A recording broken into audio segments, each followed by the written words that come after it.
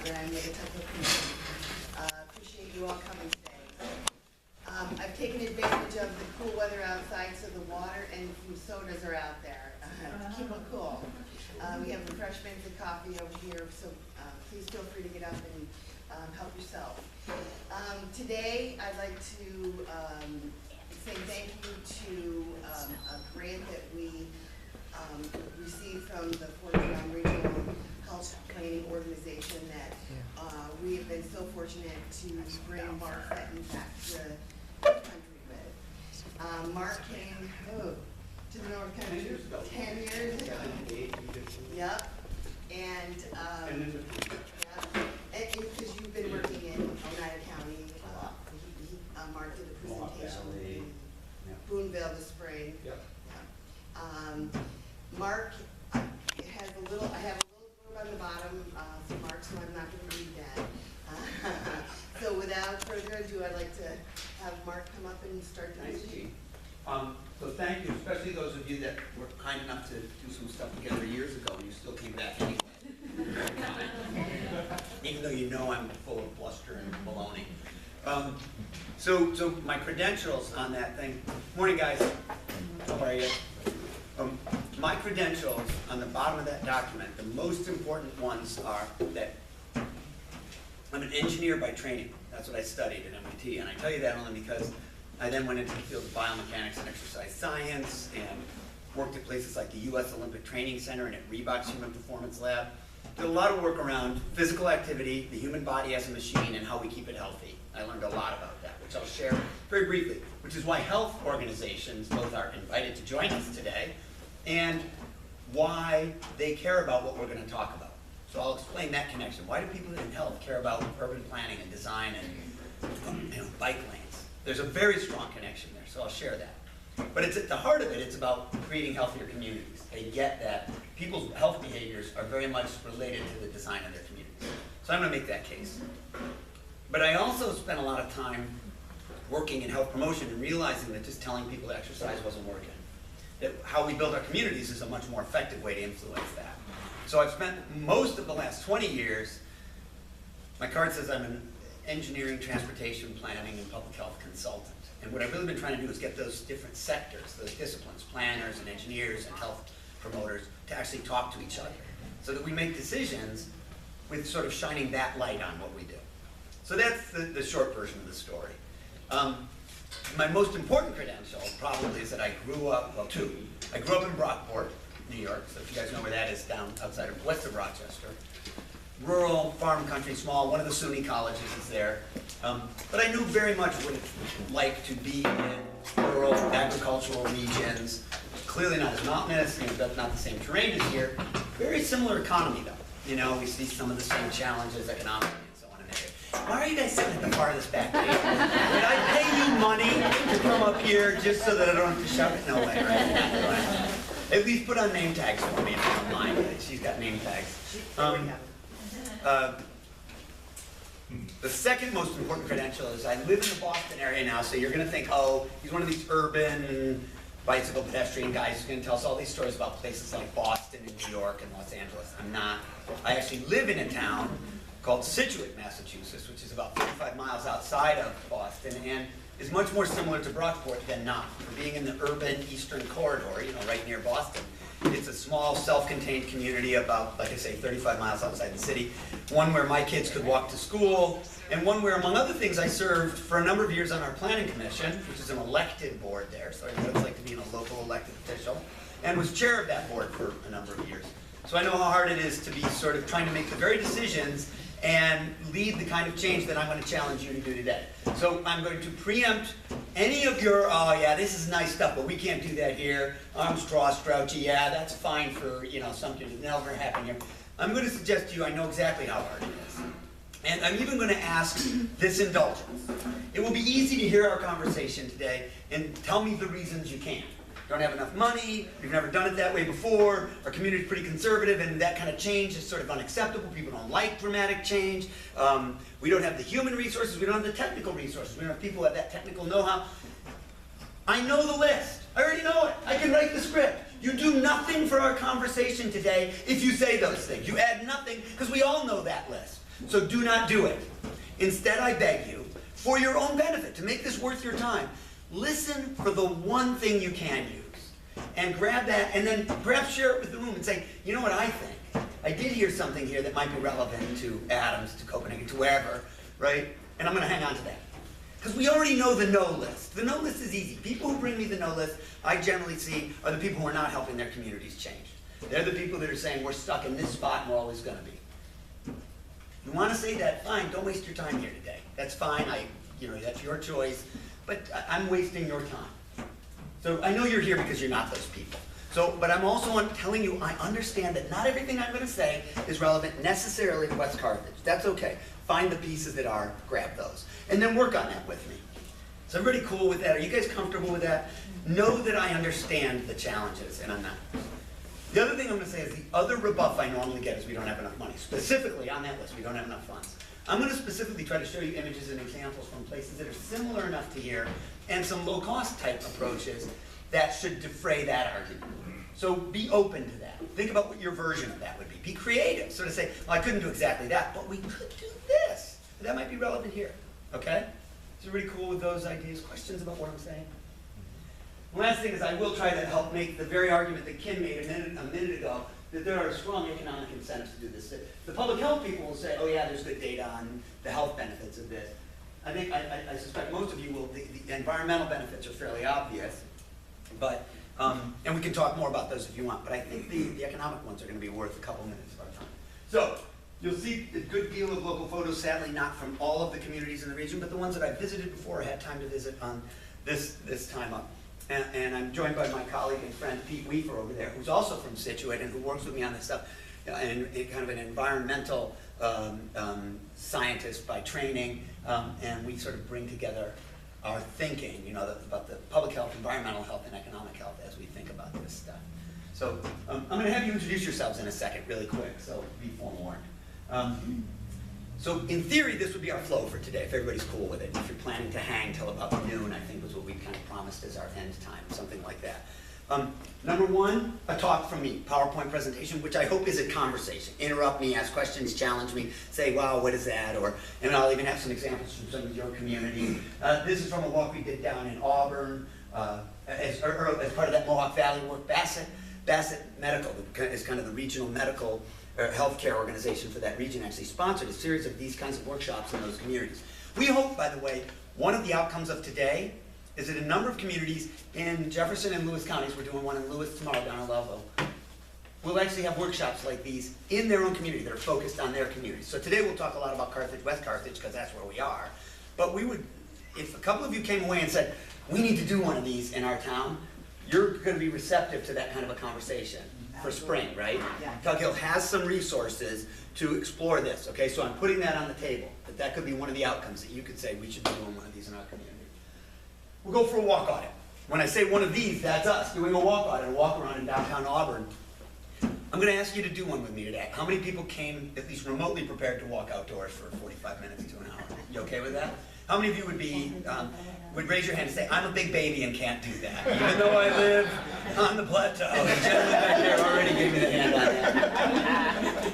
Even though I live up here, for some reason I don't expect it to be cold. I don't know how that could conceivably be. So we spend, some amount of time outside, totally based on what's comfortable, and then we come back, and I think you're bringing even more food, right? Lunch is coming in, yep. And I'd love you to do some work over that time, thinking about what I call the 3 Ps. My experience has been successful communities don't just say we're going to build a sidewalk here or stripe a bike lane here.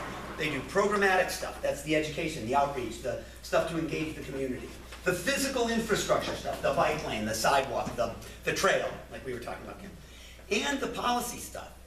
So Complete Streets is a specific policy that we're going to make a strong case for. You have some excellent materials about it. State DOT has embraced Complete Streets. You might say to me, no, trust a guy who's worked in this field for 20 years. The State Department of Transportation is unbelievably more enlightened about multimodal, what we would call multimodal designing for pedestrians, bikes, transit, and motor vehicles, than they were even a decade ago. And I give great credit, and we're lucky to be joined by Alexandra, who is indeed the State DOT Bike Ped Coordinator for this region. Thank you. Which is, by the way, the case. When I'm doing workshops around New York now, it is rare that we don't have somebody from that region's DOT office in the conversation. We're seeing a lot better. Now, you may say it doesn't happen up here, set that aside. My experience, I'm just saying more broadly, is there's a greater receptivity. Nod your head to say, yes, that's true. Yeah. Lynn is from DOT also, she's my boss. Oh, there you go, there's one too. And what do you do? Are you the? I'm the landscape architect and Excellent. work with Ellen. Okay, excellent. So, there you go, that's it. When we did work in Brockport, there were, the very first walk on it, we did both an engineer and a landscape architect were with us. They influenced the whole project over the ensuing 7-year period by virtue of DOT being involved in the conversation at the beginning. So, that's my quick pitch on that. So we're going to talk about the P's. We'll use here as our laboratory because we're here. So I'll ask you to do some work on that. And then we'll do some sharing and talk about, okay, could you use this in your communities? If anyone wants to pop a hand, we can do what we just did with Kim. Pull up the Google map of your community and say, let's look at Adams if you have some specific ideas or questions. And use the brain power of this room. You know, there's a lot of smart people, smarter than me, because they're from here, right? They have a lot better local knowledge. We could have that conversation to wrap our day. Is everybody kind of cool with that flow? So PowerPoint, go for a walk, come back in, get warm, have a bite to eat, do some collective work, call it a day by soon afternoon, 12:30 or so. Good? Has everybody kind of thought that you were coming for something like that? All right, cool. So having said that, I want you to introduce yourselves. I'm going to have you do a very simple thing. All I want you to do is say your name, what your organization or your position is in your community, and listen closely to the third one now. Your earliest fond recollection of being physically active when you were a little kid. Let me say this again. Name, position, early fond recollection of being physically active when you were a youngster. I know this sounds goofy. Just go with me on it. There's a reason. There's a method to my madness on this. Okay? And it's brief. You can do all of that in 6 seconds. I'm not asking you to tell a big story or anything. It's very, very quick. 6 seconds each. Name, job, early fond recollection. Good? Of physical activity. Your Honor. Philip Shatterford, Mayor of the Village of Adams, playing in the creek as a kid. Playing in the creek. Excellent. Lynn Jodak, Regional Landscape Architect, DOT. Because I haven't had too much time, I'd say, yeah, playing in the creek. You remember that as well? Yeah. Where'd you grow up? Down. Farm. On farm. But up here, this region. Yeah. How Ellsworth. Elsewhere. Good. I grew up in Western New York. Cool. Benjamin, as I recently transitioned from the military, now just more into the system, verified. Ellie, Lenny Farm. Great. Now, Good. Let's go right across. We'll go across here. Dave. Dave Gunderson, Carthagena Hospital, climbing trees in my backyard. Good. Peter Weaver, here working with Mark, playing in the ocean and shore breaks when we were getting smashed by waves. We live near the water. In fact, we surfed together yesterday morning before we drove up here. We still play in the water. We can't help ourselves. I'm Lisa Liggis. I'm the health educator at Jefferson County Public Health, and I'm just riding my bike at home on dirt trails. Mm-hmm. Tom Valentine, West Carthage Planning Board Chairman, and walking to school at least 1.5 miles uphill both ways. I remember that. Into the wind, too. I'm going to tell you, out in Brockport, it was into the wind both ways every single day. I'm Kim Vogt. I'm the trustee from Copenhagen. And my earliest, I grew up on a farm, so just exploring everything. I mean, walking everywhere. It's very good. Finding the edges. Yeah, right. Phil Streets, I'm a Christian staff, and I would say walking back and forth to school all the way. It's so much fun. Isn't that cool? It's a Oh, fun yeah. memory. Oh, Walking to school is a yeah. fun memory. Same with me. Jen Moss, City of Watertown Planning Department, running through the neighborhood with all the kids. Mm-hmm. The neighborhood crowd. Good. Jeff Erda, City of Watertown Planning Department. I grew up in the southern tier, and mine is going to be Town of Union recreational soccer. Got it? Okay. Alexander Beck, landscape architect for the DOT, climbing trees in the backyard. Sarah Frey, Jefferson County Planning Department. I grew up in Watertown, and I'm so old that when I went to school, you had to come home for lunch. So Yes, we walked to and from school 4 times a day. So it was in 4 the trips, yeah. And playing in the neighborhood with all the kids. Yep. And I still live in my same house I grew up in. No kidding. I just took a 30-year absence. Now you're back to I'm it. back. You guys have to do it. Jean Waterbury, Director of Community Regional Projects for the Tyco Commission. I grew up in Queensbury, and I remember playing outdoors until my mom blew the whistle 3 times and that's when you knew. That was your call. Yeah, that's. Distinct from other kids' moms. Yeah. Different. Yeah. Like a cowbell. She didn't yell, Yes. she didn't, no cowbell, it was the No, whistle. other kids do, Three yeah. times. Three whistles. My name's Irene. I'm the Population Health Coordinator at Fort Drum Regional Health Planning Organization. And I would say I remember playing hide and seek every family get-together, dinner. With our cousins and family, yeah, right, good. Felicia Passano, Telco Commission staff. I would say going for a jog with my dad. Carla Fowler, Telco Commission, Community Development Specialist there. Swimming in Lake Ontario for hours and hours and hours with a pack of kids. Yeah. Where'd you grow up? Shimon. Matt Johnson, Senior Planner for the Telco Commission. And I guess I would say riding my bike. And my mom rang a bell. Yeah, that's why I said the bell. In our neighborhood had a cowbell. Yeah. Mom had. Right. Andy Nevin, Jefferson County Planning. I want to say riding bikes in trails, but also throwing dirt bombs. Oh. Did anybody go to fields and put like a cabbages up and throw the stink cabbage at each other? No. Sorry, maybe I was the only malfeasant. No, we're frogs. Brent Sweet, Town of Alexandria Supervisor, water skiing and duck hunting on the St. Lawrence River. Nice. Mike Fayette, Town of Alexandria. Grew up on a small farm, and if I was still in the house and I could hear a piece of machinery running, I already knew I was in trouble. So you should be out if the machines were going, if something was happening. Yep. Man, that's a good example. And I grew up, actually, my early memories, so Mark Fenton, my dad was in the service at the time down in Fort Meade outside of Maryland, and I remember though that near the apartments there was copse of trees, and we used to play army in the woods all the time. My buddies and I running around with sticks and stuff and doing all that kind of stuff. Okay, so think about this now. Think about the period you were just thinking about. I'm going to ask a series of questions. Raise your hands. How many of you were really mostly recalling structured activities, like you had to be at a certain time and a place? How many necessarily had to have an adult when you were being active? How many were only with kids of the same gender as you and identical age? So there weren't any kids who were older or younger. Okay. How many had to have a uniform to do the activities you were talking about? How many had to have an umpire or referee? You did, yeah. You remembered soccer, you said. How many, though, remember doing stuff where there were kids of different ages, older and younger, boys and girls playing together, whatever you could get? How many remember there not being an adult? Who remembers specifically from that period in your life doing stuff you knew you couldn't have gotten away with if there had been an adult? Tell the truth, right? A lot of us have those memories, right? The part of the creek you weren't supposed to be in, or the quarry we used to go swim in. Somebody's going to drown in that quarry. Immediately we were drawn to it. Somebody's going to drown in it. That's where we want to be swimming. Right?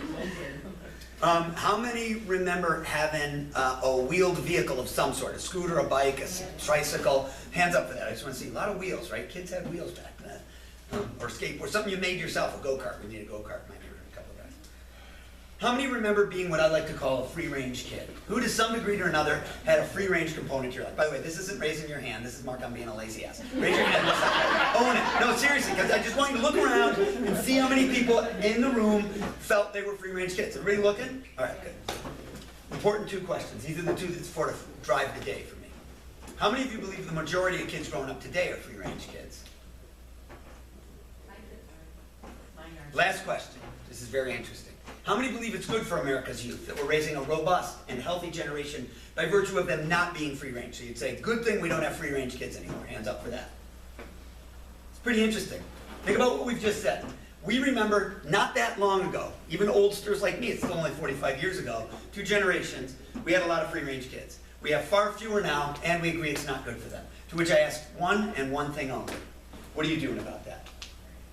If you're somebody who's involved in planning, transportation, land use decisions, if you're somebody who cares about your community at all, in any kind of a leadership role, it should be your personal mission to fix that as far as I'm concerned. Indeed, that's why I served on my planning board for a number of years and then our bylaw review commission, while my wife sat on our open space committee and our Safe Routes to School program. We've invested ourselves in that because we realized if we don't fix it, nobody's going to. That is, we, this generation, we're responsible. We're making the decisions. I'm sitting on the planning board, because we're an elected board, we were the permit granting authority. It didn't go to council, it didn't go to town select board. We made the decision on the new subdivision or the CVS or right? And I can influence whether we're building an environment. When we ask parents, why can't you let your kid walk to school, like Mark Fenton and lots of you apparently, they say it's not safe. They don't say elementary schools used to have 160 kids in them and now they have 600, and distances, we've consolidated, so distances are greater, we don't have neighborhood schools.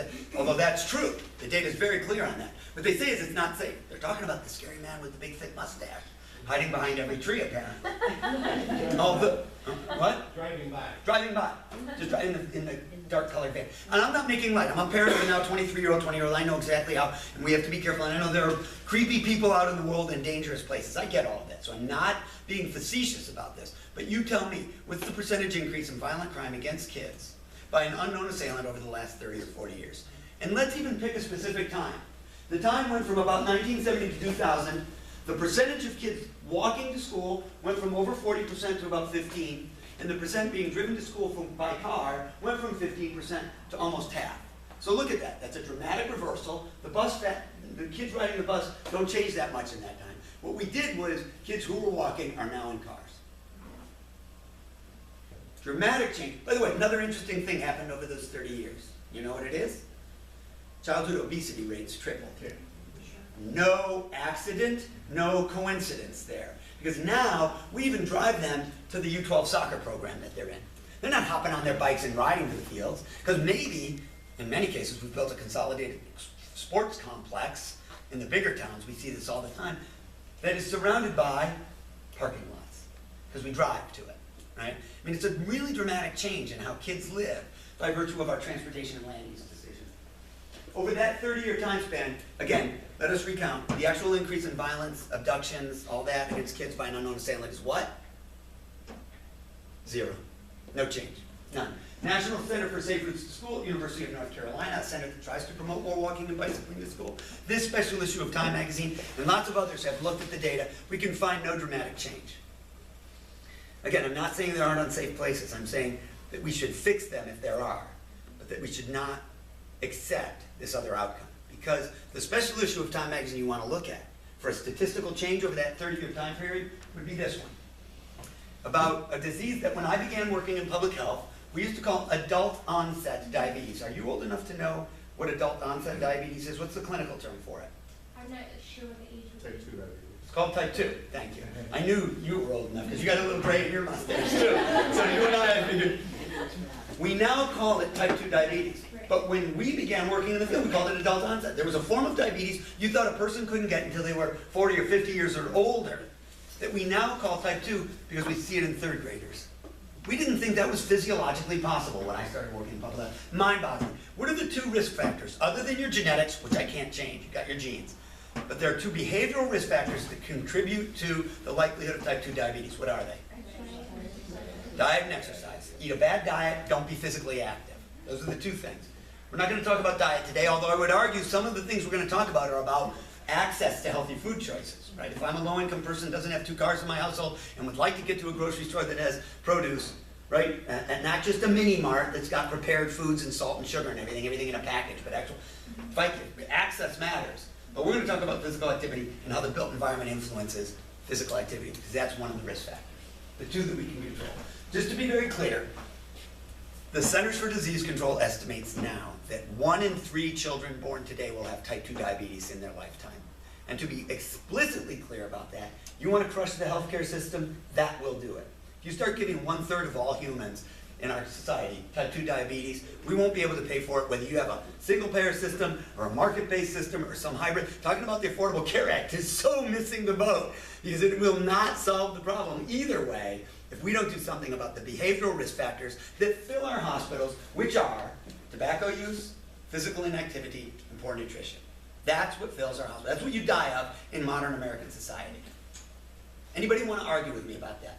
So that I can absolutely crush you with the data, break your spirit, and leave you withering on the ground with the evidence that I am right.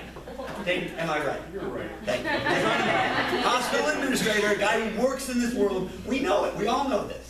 Okay, so those are, and I'm not passing a moral judgment on those behaviors. I'm just saying, if you care about this stuff, the data is clear. If I could help people be a little more active, eat a little bit better diet, and use tobacco less, they'll live longer, healthier lives. And if you don't have an altruistic bone in your body, if you're purely Machiavellian, you want to do that just because it costs less.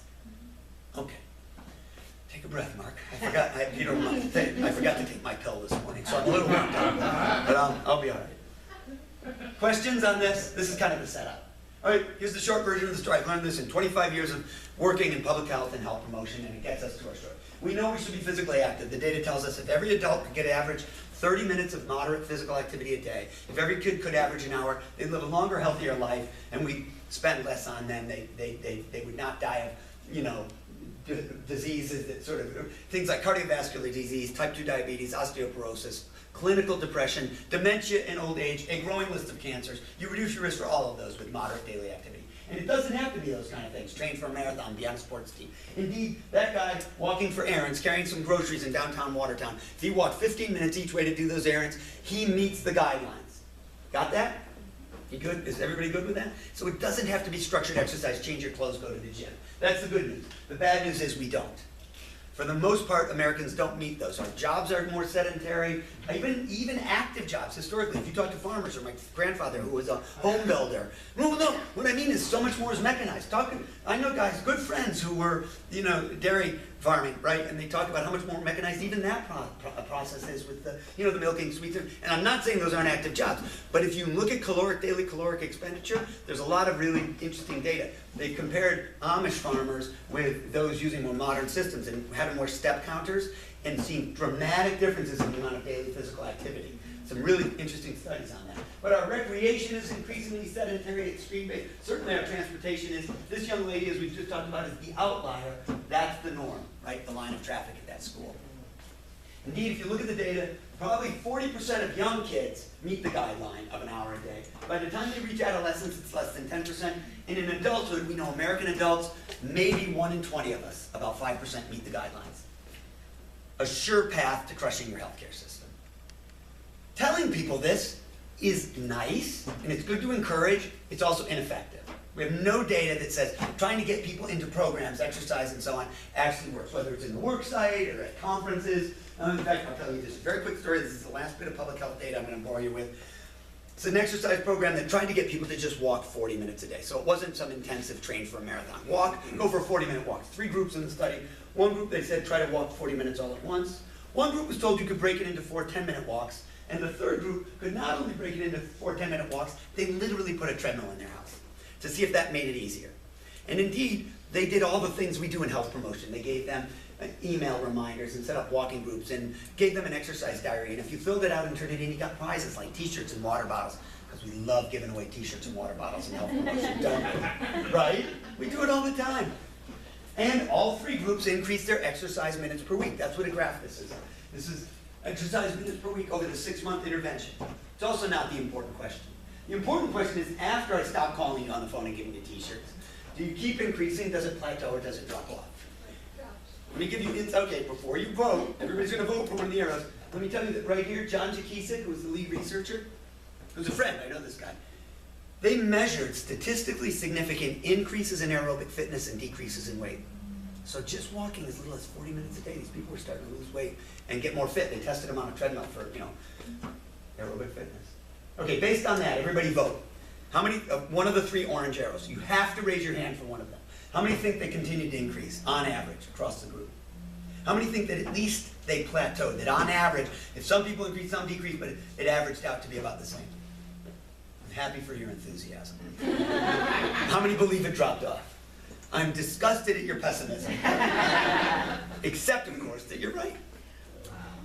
Whenever we do studies that actually follow up past the intervention period, we see what I call the stickiness problem.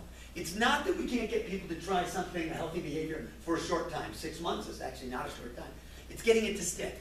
And I submit to you that it's because they still live in the same place they lived in before. If it doesn't have sidewalks in the neighborhood, if there's not a park nearby or a playground or a trail, right? If the kid can't safely walk to school because they feel they're going to be run over, because they got to walk on a Route 12 or Route 11 in Adams, right? Just to get up to the schools there with no sidewalks, then how do we expect them to continue that, to persist into the season when the snow is being piled right there? Maybe they hang in for the, okay, you get the point. It's important that we know this data, because what I don't want is anybody to sort of make the case to you when you make this argument, well, you know, this is a matter of personal responsibility. If people just bucked up and exercised more, we'd be fine. That's not the answer, and I got data to prove it. These people who signed up for the study intended to exercise more. They wanted to, and they still were struggling against an environment that discouraged it. What does change? Well, a behavioral psychologist will tell you it's a socio-ecological approach.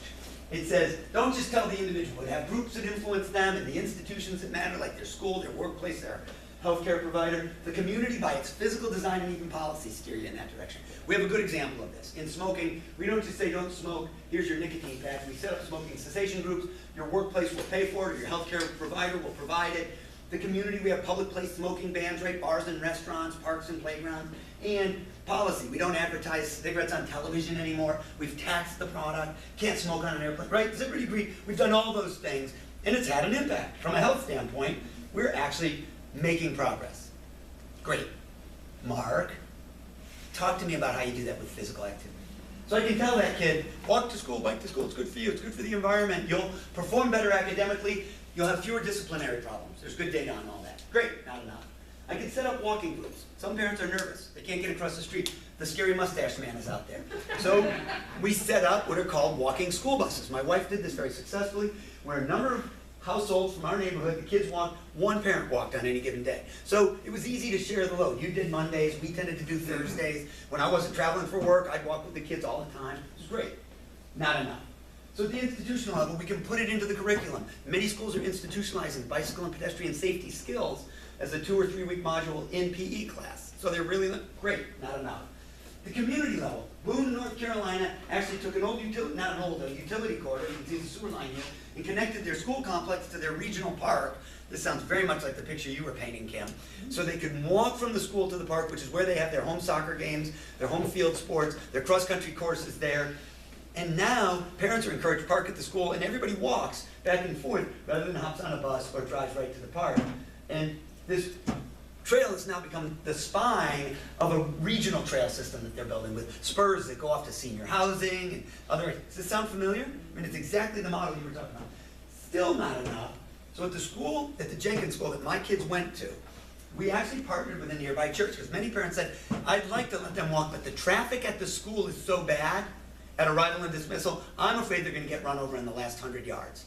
Does anybody else see schools have that issue here? Does anybody here avoid driving near elementary schools at arrival and dismissal time? Or middle schools, because you know the induced traffic, right? This is common all over the country now. They're one of the biggest traffic generators in the country. So, we partnered with a church down the street, St. Mary's. It's got a big empty parking lot, sits idle on weekdays. It's empty on Mondays through Friday. And we encouraged parents that worked with them on permission. Parents can now pick up and drop off there. Also, we put in place a 5-minute safety delay on the car line at school. So when they dismiss, kids go to the buses, pedestrians and bicyclists, you're excused. Kids going to the car line, please go down to the cafeteria.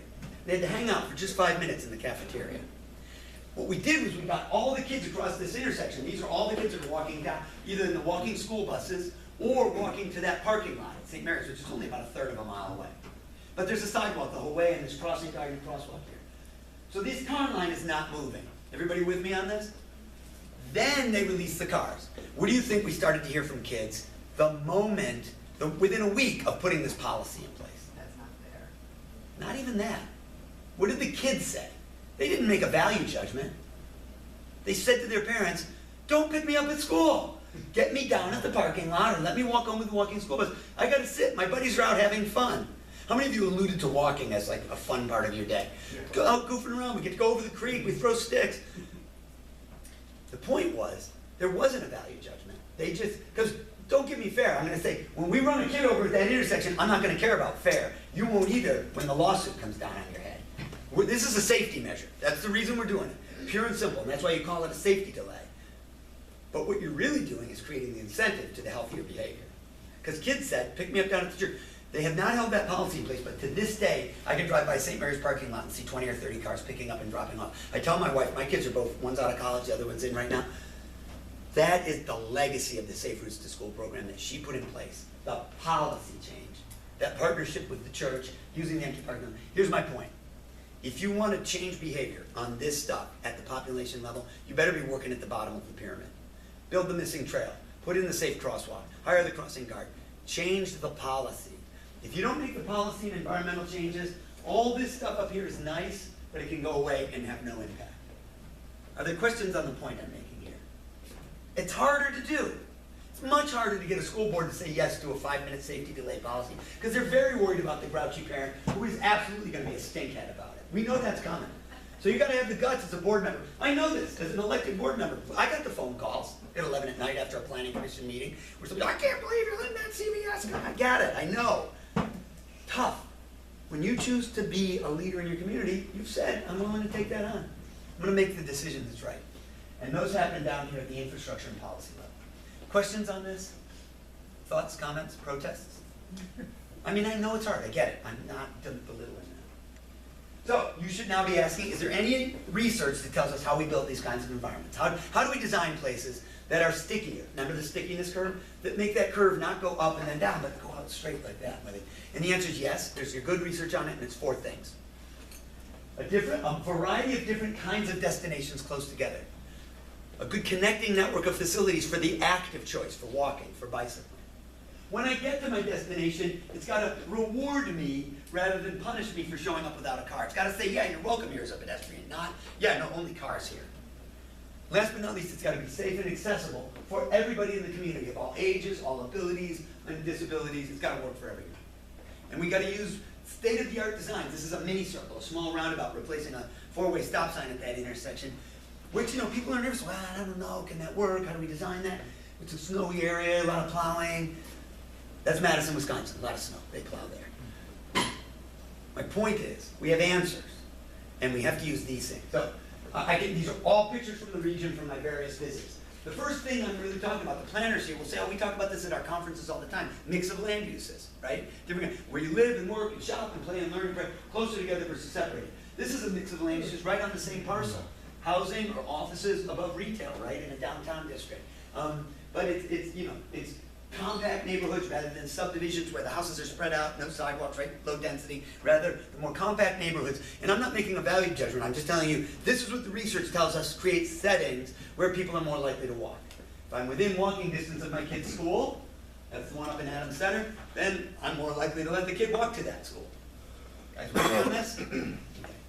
2, the connecting network. It's things like sidewalks, it's multi-use pathways and trails. I'm a big fan of the Erie Canal Towpath Trail only because I've grown up in Brockport. I've seen how that thing has evolved and what it's done for the local economy. I mean, literally restaurants and bed and breakfasts and bike shops now, are thriving because of the presence of that pathway. But also kids who use it in various communities along the corridor to walk to school, to bike to, and I mentioned transit only because there is research that tells us people who tend to use transit, dial a ride, local shuttles, even that, the 5 or 10 minute walk at either end of the trip helps accumulate to part of their daily 30 minutes. There's a statistical likelihood that a regular transit user is more likely to get 30 minutes a day of moderate physical activity just by virtue of the incidental. Think about it. You only have to walk 7 minutes to the bus stop in one direction and then 7 minutes from the bus to your destination. Then when you return, that's 7 times 7 times 4. 4 7s, there's your 30 minutes almost. Everybody got it? With regard to bicycling, I show you a bike lane here. I think this one's down in Syracuse, so I'll admit they're investing quite a bit in bike infrastructure. I don't know if anybody's looked near the campus, in particular near SU, and you're seeing a lot of bike because they've got a lot of students that are potential bicyclists. But my point about bicycling is, if you're serious about it, we have long held that there's a kind of a distribution of potential cyclists in our population, from the people who say, I'm never going to do it, the no way, no hows, to the people who are already doing it. We call them strong and confident cyclists. You see them out there. This region, I'm sure you see the lycra-clad groups of guys riding on Sunday mornings, right? As part of exercise groups. And then in between, we've always thought there's a large population of people who would be interested, but are concerned about bicycling because they feel it's not safe, traffic is too close, do I have really a space? Well, it turns out the research tells us this is true. This is not just hypothetical. And that as much as 3 out of 5 people fall in that middle, interested but concerned category. I would ride my bike to the corner store during nice weather if I felt safe, if there was a place for me.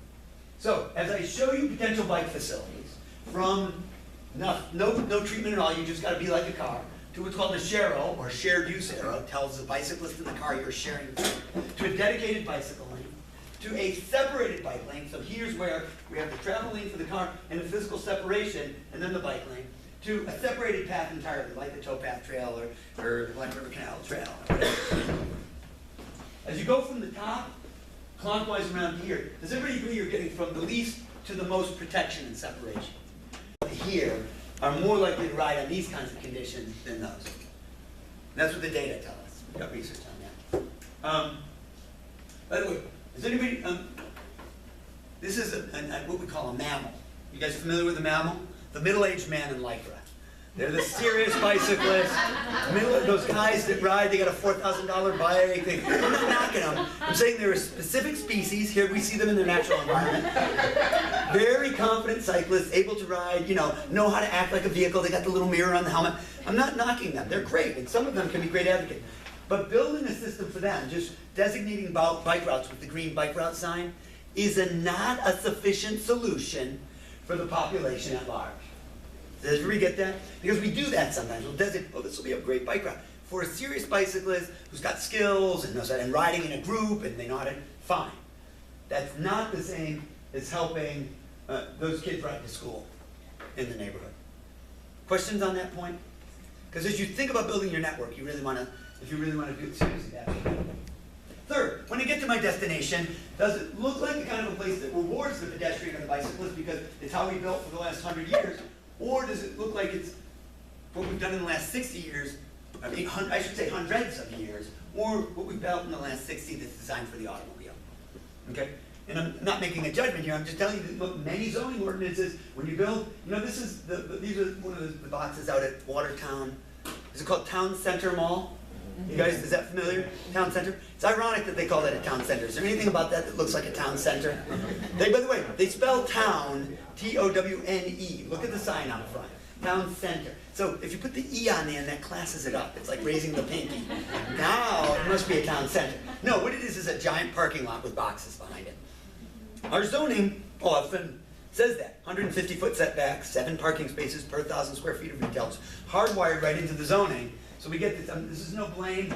Many of us just had these ordinances, but we know these are the kinds of places that are more likely to get people to walk and bike. So here's a Walgreens. What's really interesting about it is it is up at the street. There are street trees. There are benches here. Underneath an awning, there's a bike rack, and the entrance faces the sidewalk, not just a big parking lot. You'd say, Mark, that's all well and good. You've given away the information when you tell us it says Portland, Oregon, which everybody knows is a communist enclave. A bunch of socialists live out there. They're whack jobs. They do that stuff. It is. It is. In the United States of America, we have the standard Walgreens, which looks like that. Literally right up the street here. It's on a corner. It's set back, right, with parking out front. The parking is kind of the dominant architectural feature. In this case, no, even sidewalks. And wood has to be on the back of every pharmacy in the United States of America right now.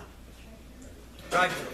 Because God forbid I leave the seated position when I'm picking up my Lipitor prescription, right? I should be able to drive in, get my Lipitor, then drive across the street to the Dunkin' Donuts and get, I don't know, some kind of a Boston cream to wash it down with, right? Obviously I'm kidding. I understand why you have to drive through the pharmacy, you got a sick kid in the back of the car and you can't get out. I get all that. But I think we should recognize that we are building stuff, we didn't always build it. We built on a pedestrian scale historically. I love that little welcome to Copenhagen. I love that there's a bench there and a gazebo for activities in walking distance of the downtown, right? That orientation, things like that, really matters to people choosing to walk or not, or to bike or not to a destination. That matters. That stuff matters. I know how hard this is, by the way. So having sat on a planning board, I know Neenah, Wisconsin, by the way, middle of Wisconsin, not a communist enclave, perfectly normal town, out in central Wisconsin. Very much like here, by the way, a lot of dairy. That part of the state is not dissimilar from this, similar, colds, winters. So when Walgreens came in with their proposal, they said that we want the standard one, and if I push back as a planning board member, I might get told, you're undermining economic development, Fenton. You whack job. Your crazy ideas about bringing the building up and bike racks and all this is going to drive the developer away. We're going to lose the economic development dollars. So they get that one. Appleton, Wisconsin, next town over, also not a communist enclave. Most of the socialists in Wisconsin live in Madison, I've learned. Great little town, college town, but that's where they are. Appleton, Wisconsin got that one. Everybody see it? Up at the street, pedestrian scale lighting, nice landscaping. No big parking lot out front. A little bit of parking not bad, but they counted some of the municipal parking toward the total. Indeed, they built stuff into their ordinance to reward this. I talked to the planners here. They regretted, their only regret was that they didn't encourage them or have their ordinance make it very easy for them to put a second floor and put some apartments above too.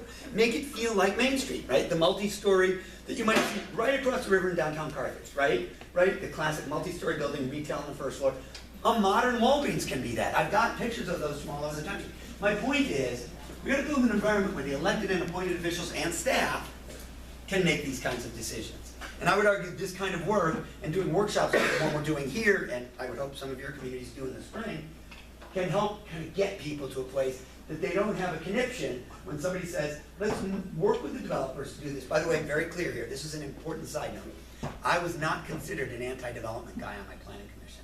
They considered me pro-development. A couple of the environmental kind of greedy folks didn't like me because I said, I want the developer to come in and make a lot of money. That's great, they're gonna build. What I want is a building I'm gonna be proud of, and we as a town will be proud of 50 years from now. Not just another box on an asphalt parking lot. You know, let's match the character of our Main Street. I'm sorry? Now empty 15 years later. Philip, thank you for that. Honest. We've got them all over the country. I can take the pictures of the empty boxes everywhere, right? After 10 or 15 years. And now we're trying to adaptively reuse them. Why don't we build something we're all proud of that will stay active? All right. Fourth element. Here's why I'm going to defend my discipline as an engineer. We got a lot of tools in the toolkit. We know how to build places where pedestrians, bicyclists, transit, and motor vehicles can coexist. Things like median crossing islands. With anybody know why you would put that offset? We call it a Z crossing, where you walk out to the crosswalk, you get to the island, you have to angle to the right before you continue crossing. Why do I design that in when I do median islands?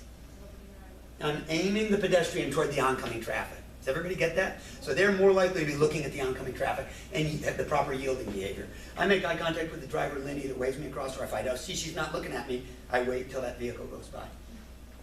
Roundabouts, that's in Brockport, at an intersection of two state routes, 19 and 31. State DOT's putting in roundabouts.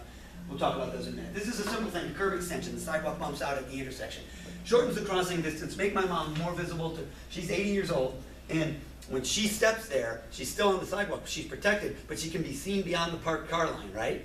And we slow the turning vehicles because the radius is tighter there. We gain all sorts of things by virtue of a simple thing like extending the curb at the intersection, curb extension.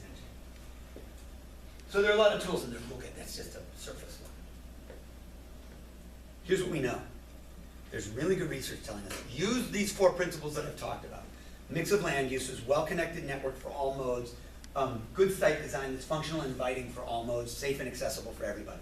Do those four things, you gain the benefit of not just healthier people because they're more physically active, healthier environment, we're reducing car traffic, we're reducing the size of parking lots. Think about that Appleton, Wisconsin. By virtue of them counting existing parking, they aren't creating all the stormwater runoff that that sheet of asphalt every time it rains creates, right? And all the heat island effect, right? That's a big heat absorber in the summer, which is only going to be an increasing problem as we move forward.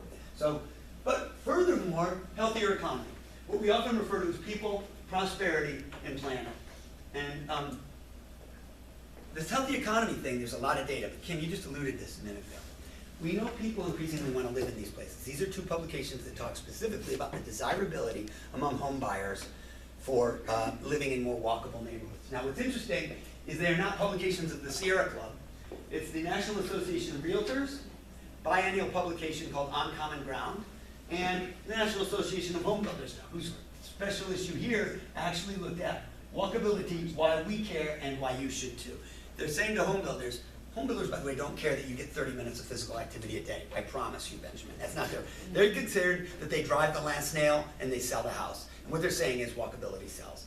Not everybody wants to live in town, particularly in a part of the country like this. There are people that have moved here to be in a rural setting or be out on the farm. I get that. But increasingly, we're seeing a large chunk of the population that, and the National Association of Realtors will tell us, we don't have enough of the housing stock that is in that walkable distance to the coffee shop, the corner store, the bike trail, the river, the school that their kids are going to go to. Not everybody wants that single-family home on a subdivision lot.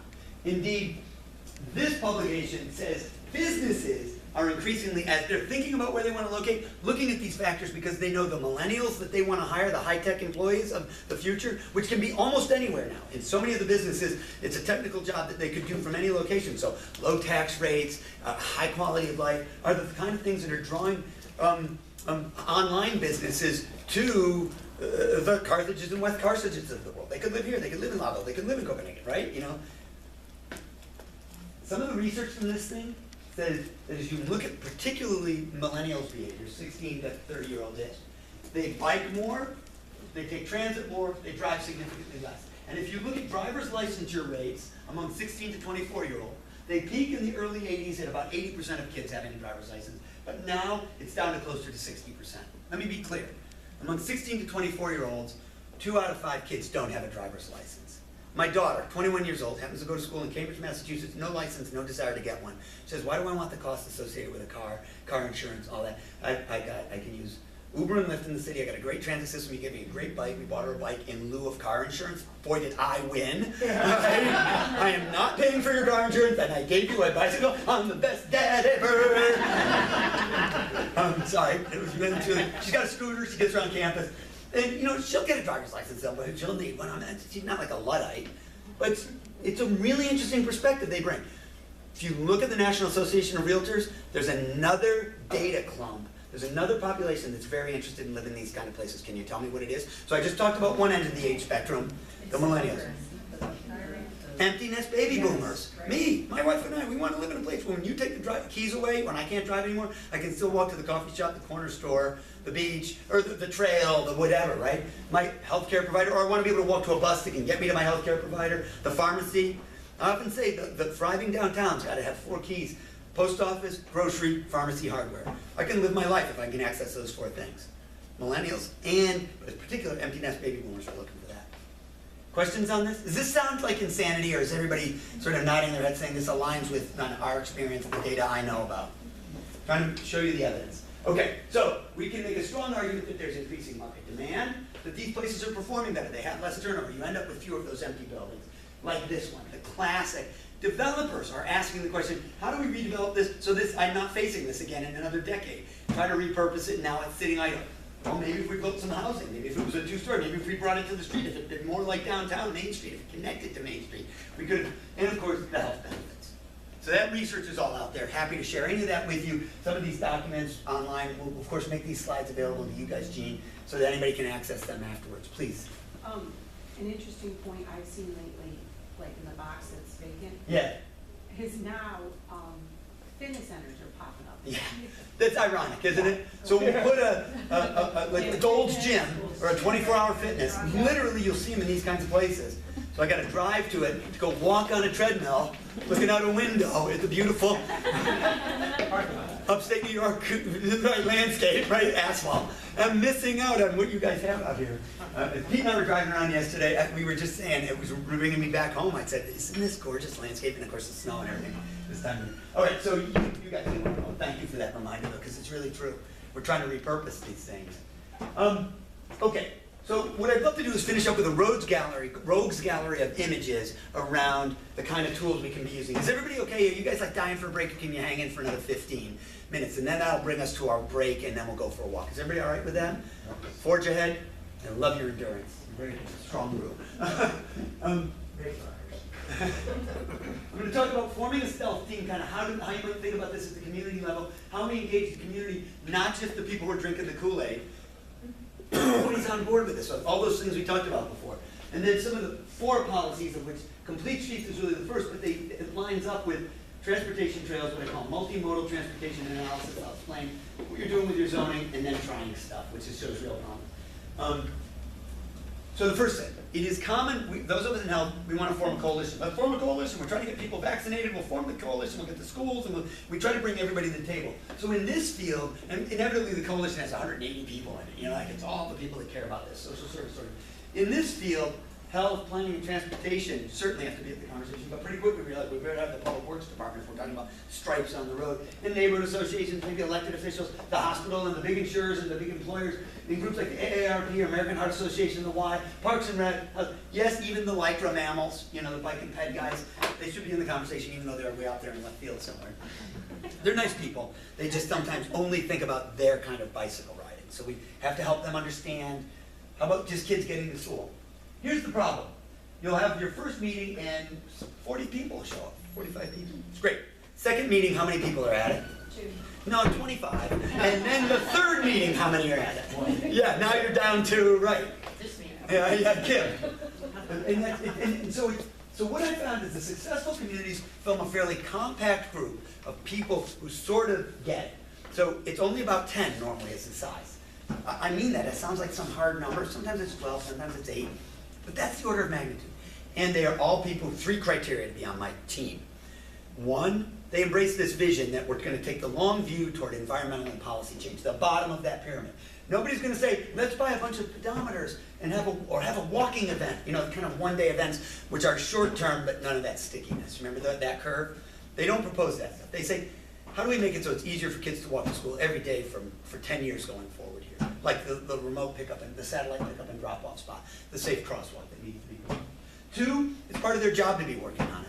If somebody from the Public Works Department can be on the crew, they think about where we put paved. They know what the maintenance schedule is. They know which roads we're digging up to do water and sewer work, so that if we were thinking about relining some bike lanes, they'd know which are the logical roads to do next summer, because that's where we're doing our paving program, where we're doing our mill and fill.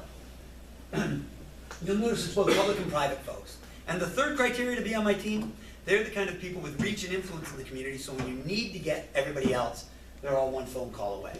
Right? When I need to have 100 people show up at a city council meeting or a planning commission meeting to stand up in front of the mic and say, I just want to reward the board for working with the developer to get this Walgreens designed differently so it's walkable and safe and it respects the design of our downtown. This Stewart's, this Kinney's, right? I'm not, you know, I get it could be anything. This Dollar General, right? We can get all those people to show up for that testimony to support you guys as you try to do this work in your communities. Questions on this? Okay, so that's number 1, form that group. Second, engage the community. Have listening groups, have focus group sessions, have discussions, roundtables, go for walks. We're gonna do this walk audit, and I think it's one of the most powerful tools. We're doing Louisville, Kentucky, big city, their study, we did, the School for the Blind hosted one of the walk audits, a senior center hosted one of the walk audits, a school hosted a couple. So we did different parts of the community actually hosted the walk audits, and we engaged those members. When we were in Kingsport, Tennessee, smaller, more rural, these kids helped us look at their trail system, showed us all the places that are shortcuts and dirt trails and what I call goat paths, the informal paths they're already using to get from the trail to real destinations. We realized all we'd have to do is formalize some of those, pave them, create a ramp, whatever, make it ADA accessible, to let lots of people now access it. They showed us this hole in the fence. We said, did you guys do that? They said, no. They said, well, what if we cover up? What'll happen? They said, oh, it'll go away next, it'll be gone in a week. Because it's the shortest route from the back of this Costco to that neighborhood over there, right? Maybe we could put a path from the back of the Costco to the neighborhood if it's such a logical route, right? Or at least lay some gravel down. And so it's not muddy, 9 months of the year. These walk audits usually include a sort of talking session, going for a walk, coming back, getting people to actually develop recommendations, including some easy ones, under the 3 Ps, and setting priorities. So we're going to do that. That's what we're going to go do, so you get a feel. Brockport did one back in 2003. Now, I grew up there, but I happened to be on a team, the GTC, Genesee Transportation Council, so kind of an entity comparable to you guys, Regional Planning Authority, the MPO for the region, actually, was doing a series of workshops. I was on the team that won the contract, and by chance, Brockport got to be one of the teams. So I am coming home, the prodigal son returns, leader walk audit. My track coach, literally filled the room. We had this room full of people for the workshop. I was utterly embarrassed because they're making fun of me, giving me an infinite greed. We had a great walk audit, though, and a number of things came out of it. They did a buy a bench program for the downtown, the Main Street redesign. They had an adopted trail program for the section of the Erie Canal Towpath Trail for maintenance, for flowers and plantings and cleanups a couple times a year. They created a visitor center along the canal path here with a bike. This bike share was essentially found bikes. Local mechanic refurbished them. They painted them all on. You show up in Brockport, you can borrow one of those bikes. Just leave I think a driver's license or something at the place, or sign it out so they know where it is. With the walk audit, we created a human curb extension right here because it was a natural crossing place because there's a cross street coming in from the other side. And now the DOT's with us, right? It turns out Route 19, which is the main street here, was due for an improvement in the coming years. What is improvement? What historically did improvement mean? When we were going to improve resurface for sure, but also often move more cars faster, right? Improve it for cars. Add a lane, maybe widen, even take away parking on one side, or right? Wouldn't have been uncommon for that to go to a 3-lane alignment with a turning lane in the middle, or even 2 lanes in each direction. But because DOT was participating, and these residents formed this group called the Walk Bike Brockport Action Group, an ongoing, sort of the coalition, the 10 that I talked about a moment ago. They stayed involved all the way through the planning process. So 7 years later, when actual construction happened, there's a curb extension. That's literally where those people were standing, creating the human curb extension. They built one. That to this day, there's a SUNY student not getting run over by that truck because there's a high visibility, all resulting from that collaborative work and their continued involvement. The biggie, well, look at, this is Main Street before. They easily could have had enough room there to add a lane and consider really more about moving more cars. But instead, they got this.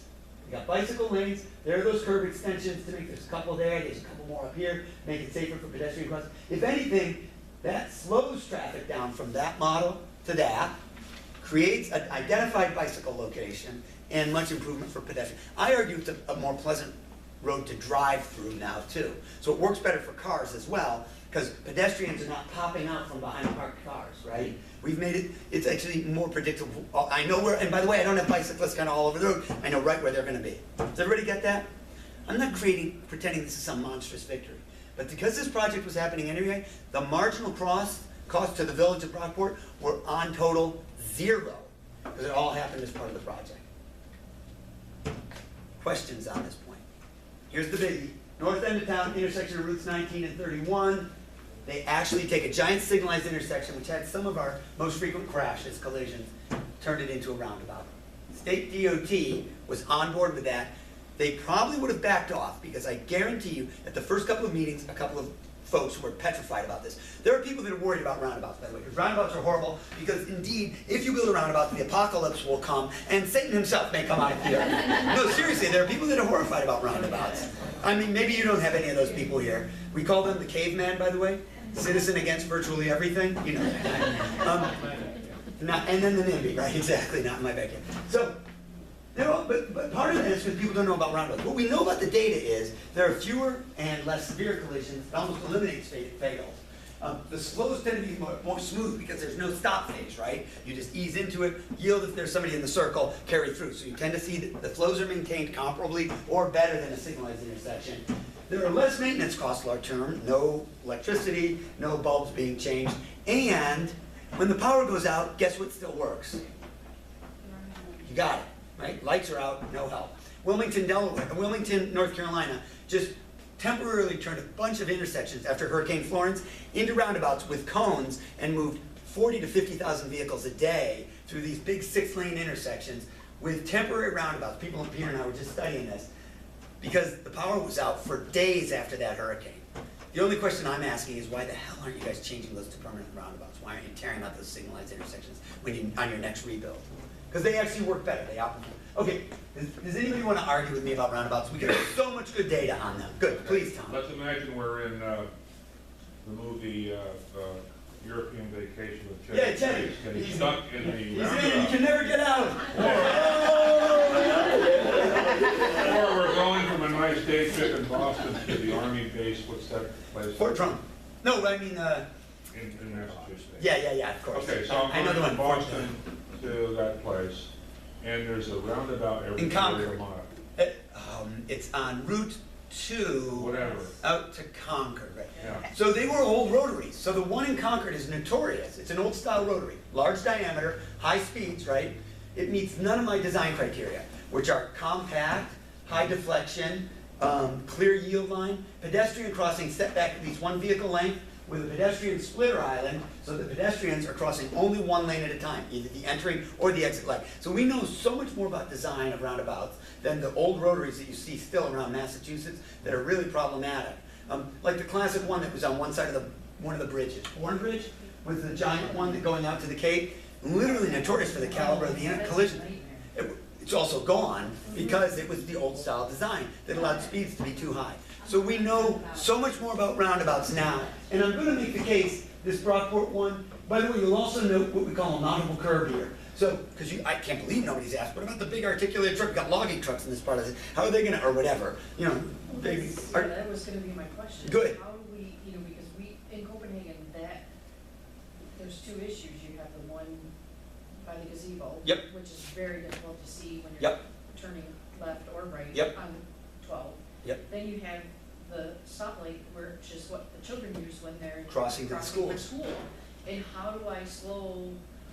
So we've got a whole bunch of different sizes, right, roundabouts from this and down. And let me say an important thing. We've designed them, we can design them successfully for astonishingly large trucks by virtue of having what's called a mountable curb. So that curb tapers down so that the rear tires of the biggest truck in your fire department, the biggest truck in the fleet, you know, the big articulated ladder truck, if you've got one, can roll over the rear of it. So we've got good examples of designs that work at all levels. And I would submit that good engineers can answer that question, and we know more than we knew even 8 years ago. Certainly than 20 years ago, the ones you're talking about in Massachusetts. This is only 3 years ago when I was. They didn't move them yet, though. Some of them are, the 20-year-old ones have not been removed yet, is my point. But they're 20-year-old design technology. Yeah, because those are just Yep, they're a yep, nightmare. yep.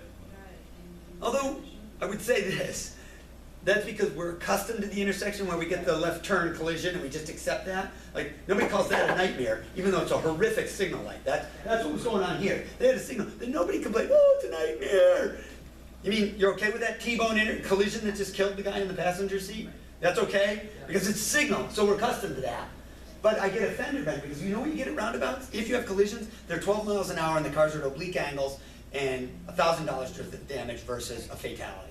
Yeah, the research says that the accidents don't decrease, but the severity don't decrease. Because you don't have those. Fatals just about go away. Head-on T-bone conflict points. Right. It's the side swipes, the fender Bing. benders. Yep. You know, and if you can't do the roundabouts, how do you slow traffic down? Well, we'll talk. Okay, so it's a combination of the tools, like the curb extensions, lane narrowing, small circles. I'll show you a couple of pictures in a minute. So there are a series of tools in the toolkit. This is just one. This is just one.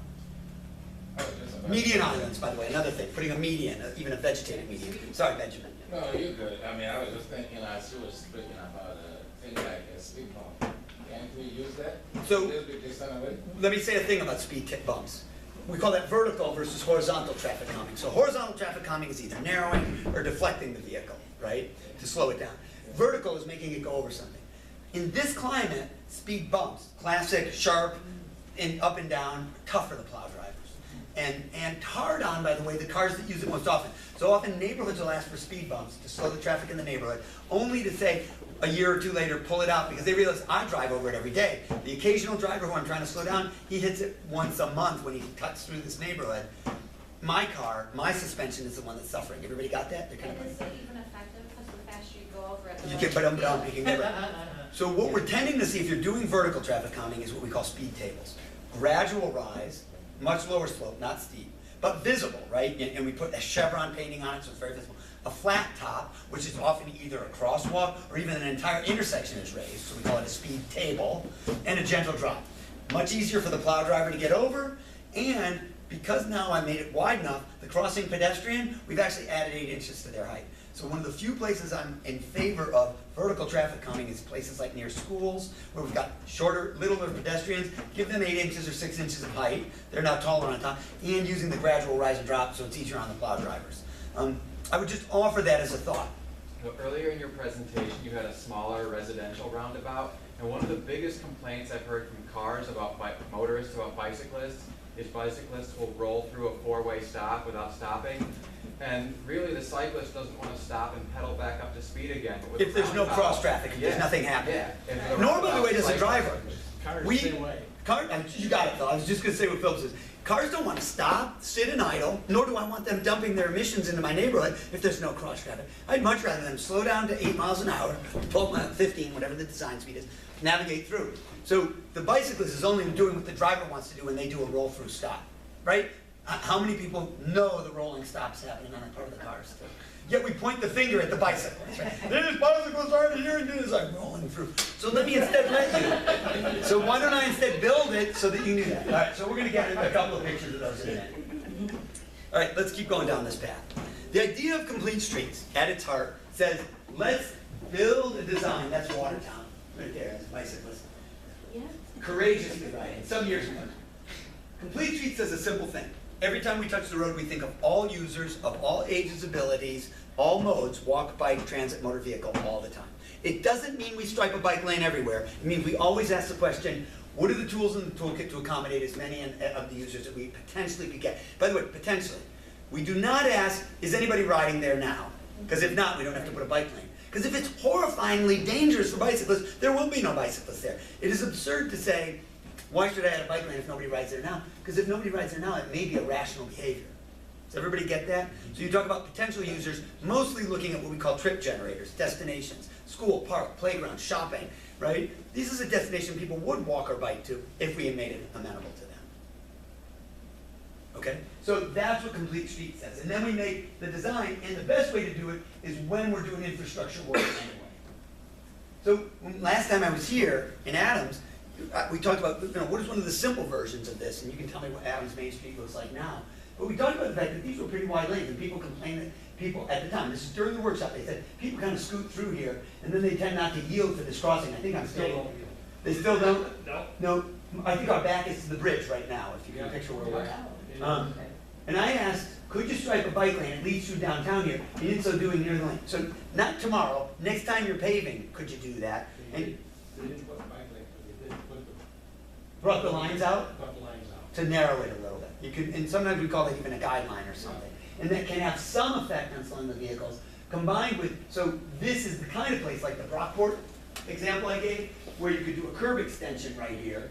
You can lose a parking space, but you should anyway. Nobody should be parking in a crosswalk, right? With that, they do it all the time here. Yeah, so that should be a curb extension to keep them from parking in the crosswalk and keep me from, my mom, from walking out from behind a parked vehicle. And that would narrow the lane, right, the apparent corridor. The combination of those, similarly curb extensions here and here, so you were asking, how do you get people to come? That combination of narrowing and some curb extensions could have a dramatic effect on driver behavior through there and make it much safer for pedestrians. But also, by the way, better for drivers who don't want to be surprised by a pedestrian stepping out from behind a parked car. I mean, they wouldn't say that, right? But they absolutely don't like my mom staggering out from behind a parked car. What is the consensus from DPW regarding curb extensions and plowing? Yeah, okay, so vary. I've worked in communities where their first reaction is there's gonna be a disaster, our drivers can't plow around it. And I've been in Duluth, Minnesota, and Minneapolis, which has lots of snow, where they say, yeah, these aren't a problem, that's a joke. It's absurd for people to make that argument, but you have to design them properly. Which is normally with, if this is the curb line, can everybody picture this? You don't go hard edge out, you don't make it rectangular. You actually do a parabolic curve the edges, right? Everything is softened in the design. So even if you're plowing the parking lane, let's say you have snow restrictions, some communities will do that. You're plowing, you can then naturally make that turn, right, and trace the shape. And indeed, I've worked in communities where as part of choosing to design these, they lay them out with cones first and have the plow drivers try it. Say, could you guys get around this? Could you imagine plowing around this? And that's actually was a recommendation that came from, I think, Public Works in Duluth, or one of the cold weather cities, where they've done a bunch of these. But that's a New York State Route 11, isn't it? Yeah, this is 11, Yeah. Main Street is. So does the village plow it, or does the state does? Yeah. So wait, does the state say no to curb extensions? Is there a rule against curb extensions? Pedestrian lights Yeah. at the intersection. Yeah. And I was stopped, was about to turn up the hill. Yeah. And the light changed east to west. Yep. This way. Yeah. And there was a lady at the light. Yep. She turned, walked behind the first car and crossed the street to the crosswalk. At the crosswalk. And she was at the crosswalk. So when we talk about P programs, we should be doing pedestrian education. Remember we talked about the programming? I mean, you gotta get everybody in the boat, basically. Including the pedestrians and the bicyclists who have to learn, okay, we're gonna give you this infrastructure, you gotta behave like a vehicle now. You gotta stop when the stop is here, you gotta signal, do all of that. Stay in the bike lane if there is one, right, use it. It just blew my mind. Yeah. At the crosswalk, turn and she. Now, I tell you, we work with the city of Seattle. Seattle, the pedestrians made the argument, you don't defend the crosswalks, you let cars stop across the crosswalk. So I'm going behind the car because he's sitting in the crosswalk. So it's gotta be a double-edged thing, right? We gotta actually make the crosswalk mean something if we expect pedestrians to use that, right? That matters. Yeah, I just want to go back to the plowing Good. restrictions. So that's a policy level change that really helps with the plowing aspect of it and also the walkability aspect. And I remember coming to Watertown and just being appalled that they don't have that type of parking system for the plowing, so that one side of the road is clear. Right. So Parking on instead, the they other have a no parking overnight rule after, during Right. winter hours. So that's. So they lose all of their parking. Yeah, and Just putting a plug in there, guys. So, but that's the kind of thing that towns are always, cold weather towns are constantly working Example on. of a policy Yep. level change that will make a Right. huge difference. Right.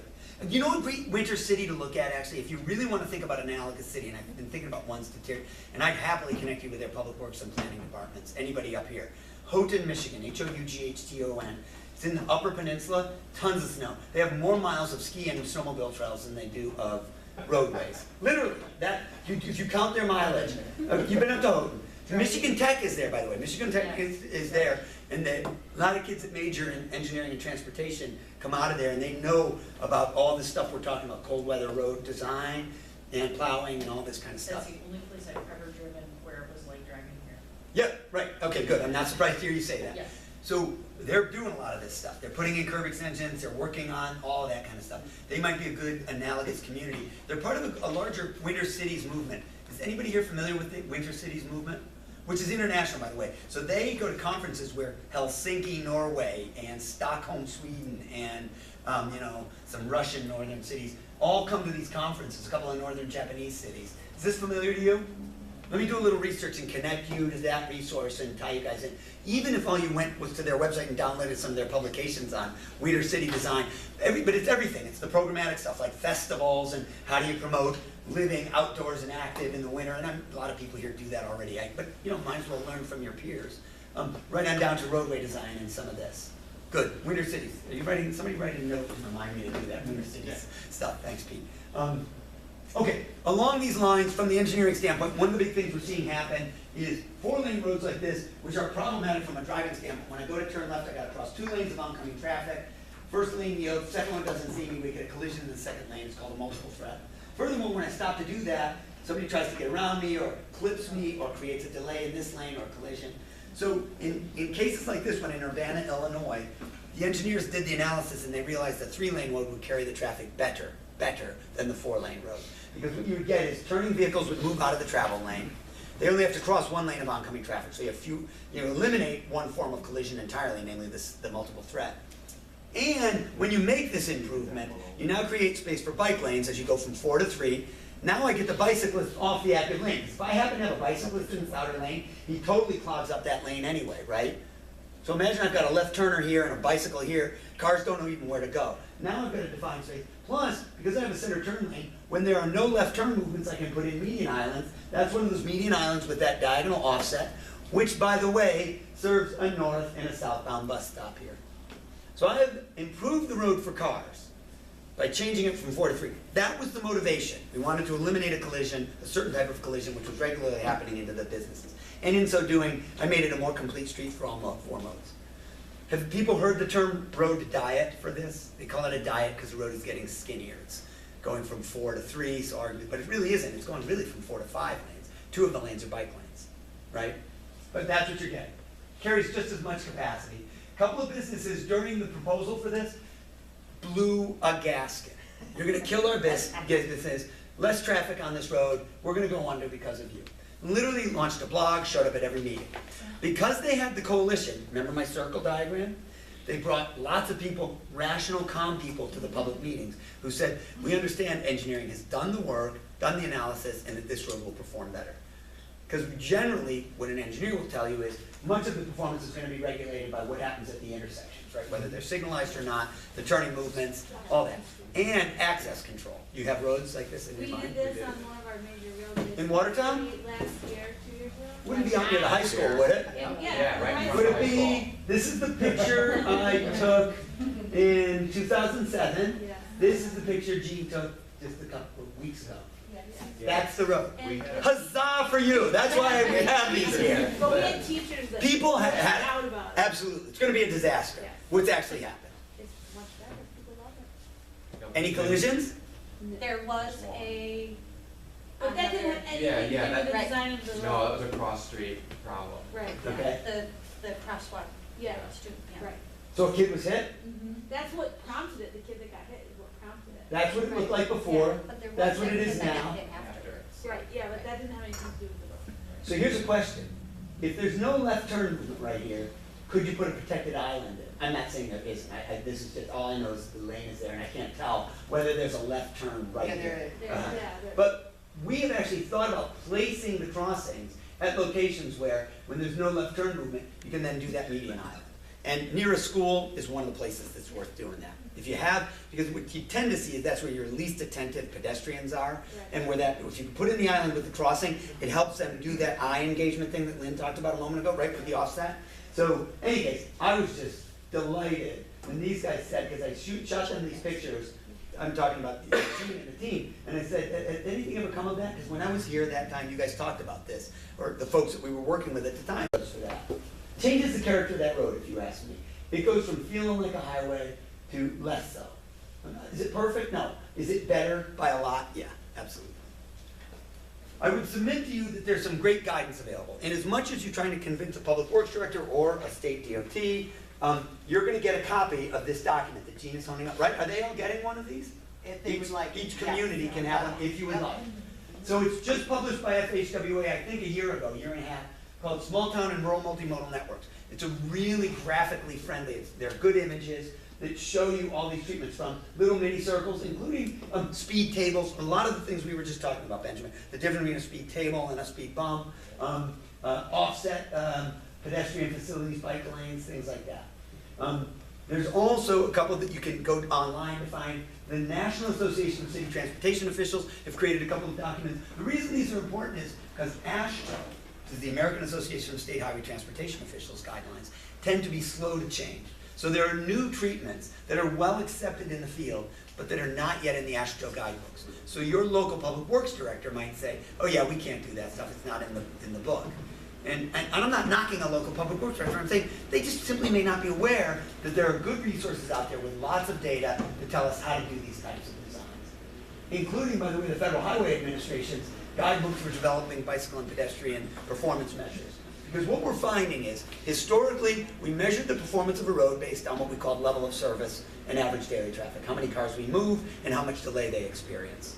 We're not doing that anymore. I'm not saying they don't matter, they're on the list, but they're not the only thing we talk about. We're not talking about trying to reduce the number of vehicle miles, or increase the percentage of bicyclists and pedestrians, or reduce collisions. That those are other measures of improving a road than simply pushing more cars through the pipe, more water through the pipe.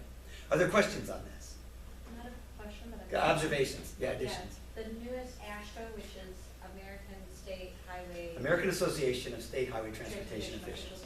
So the newest manual has changed how they classify roads, which is a huge improvement too, because some of the engineers that maybe aren't comfortable thinking on their own, Or just they're not familiar with this stuff.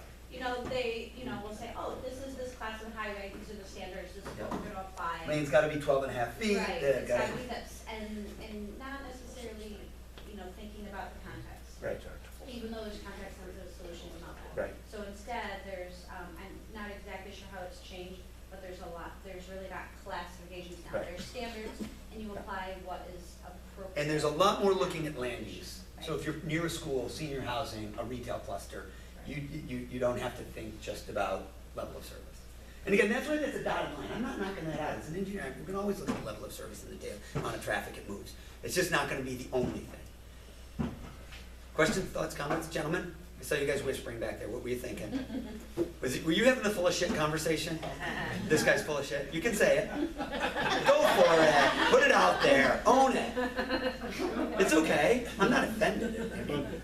Yeah, I don't recognize two DOT people, but might recognize my name. I'm a retired DOT engineer. Great. And I worked in Watertown for 15 years. But nice. Did you do any of this? Did you do that road? Yep. Congratulations. Well done, brother. Alone like 20 years ago. But anyway, just commenting on. Yeah. Anything you want to add there? I mean, am I missing anything that we should be putting in the mix in this conversation? I hope you would not let me get away with it. Do it. We still use AADT. I'm not saying we don't. That's why it's a dotted line. And we talk about level of service. Absolutely, right? That's a pretty big deal. It is. Yep. My only point, because that's fair, and that's why, but my point would be, I would submit, people are accepting that doesn't have to be the only standard. I will go so far as to tell you the state of California has passed a law that says they cannot use that as the only measure for a roadway improvement. If you're getting state or federal money through the State Department of Transportation, you have to show other benefit than just improving LOS or ADT. So you gotta show me you're gonna reduce collisions, you're gonna reduce total vehicle miles traveled, you're also gonna do something to accommodate the other modes. So you're gonna improve pedestrian bicycle. So I think the conversation about this is evolving around the country. Not saying that New York is necessarily there or not saying even right or wrong, but I would suggest to you, we should not be afraid to challenge this conversation, or have these challenging conversations. That's the way I want to say it, because this is hard and it's different. Is that fair? You think? You think I'm crazy? Well, you gotta look at everything. Yeah. But that's my point. We didn't before. If all we did was LOS or ADT, your quote is it. We gotta look at everything. We didn't look at everything when all we thought about was level of service for the car. It's level of service D at this intersection. We can get it up to B if we have to add a double left turn lane. Forgetting that adding that double left turn lane makes it really dangerous for pedestrians. So if we really mean we gotta look at everything, then I'd say that means all 4 modes. Is that why UPS only does right-hand turns? It's also why they only back in this parcel. They don't pull out, back out. They only do right-hand turns. Yeah. Let me talk about 3 other policy approaches that kind of go hand in hand with thinking about complete streets, because it's not just about what happens on the road, it's how you get to the road, it's how you get to and from and across. One is trails. Across the country, across the region, I should say, we talked about different areas that are having off-street, sometimes it's utility corridors along the river down in Auburn. This is actually the CSX line up in Adams. It's got a fairly wide right-of-way, I remember from our last visit. It used to be two Two tracks, right, and it's not anymore, or at least wasn't when I visited that.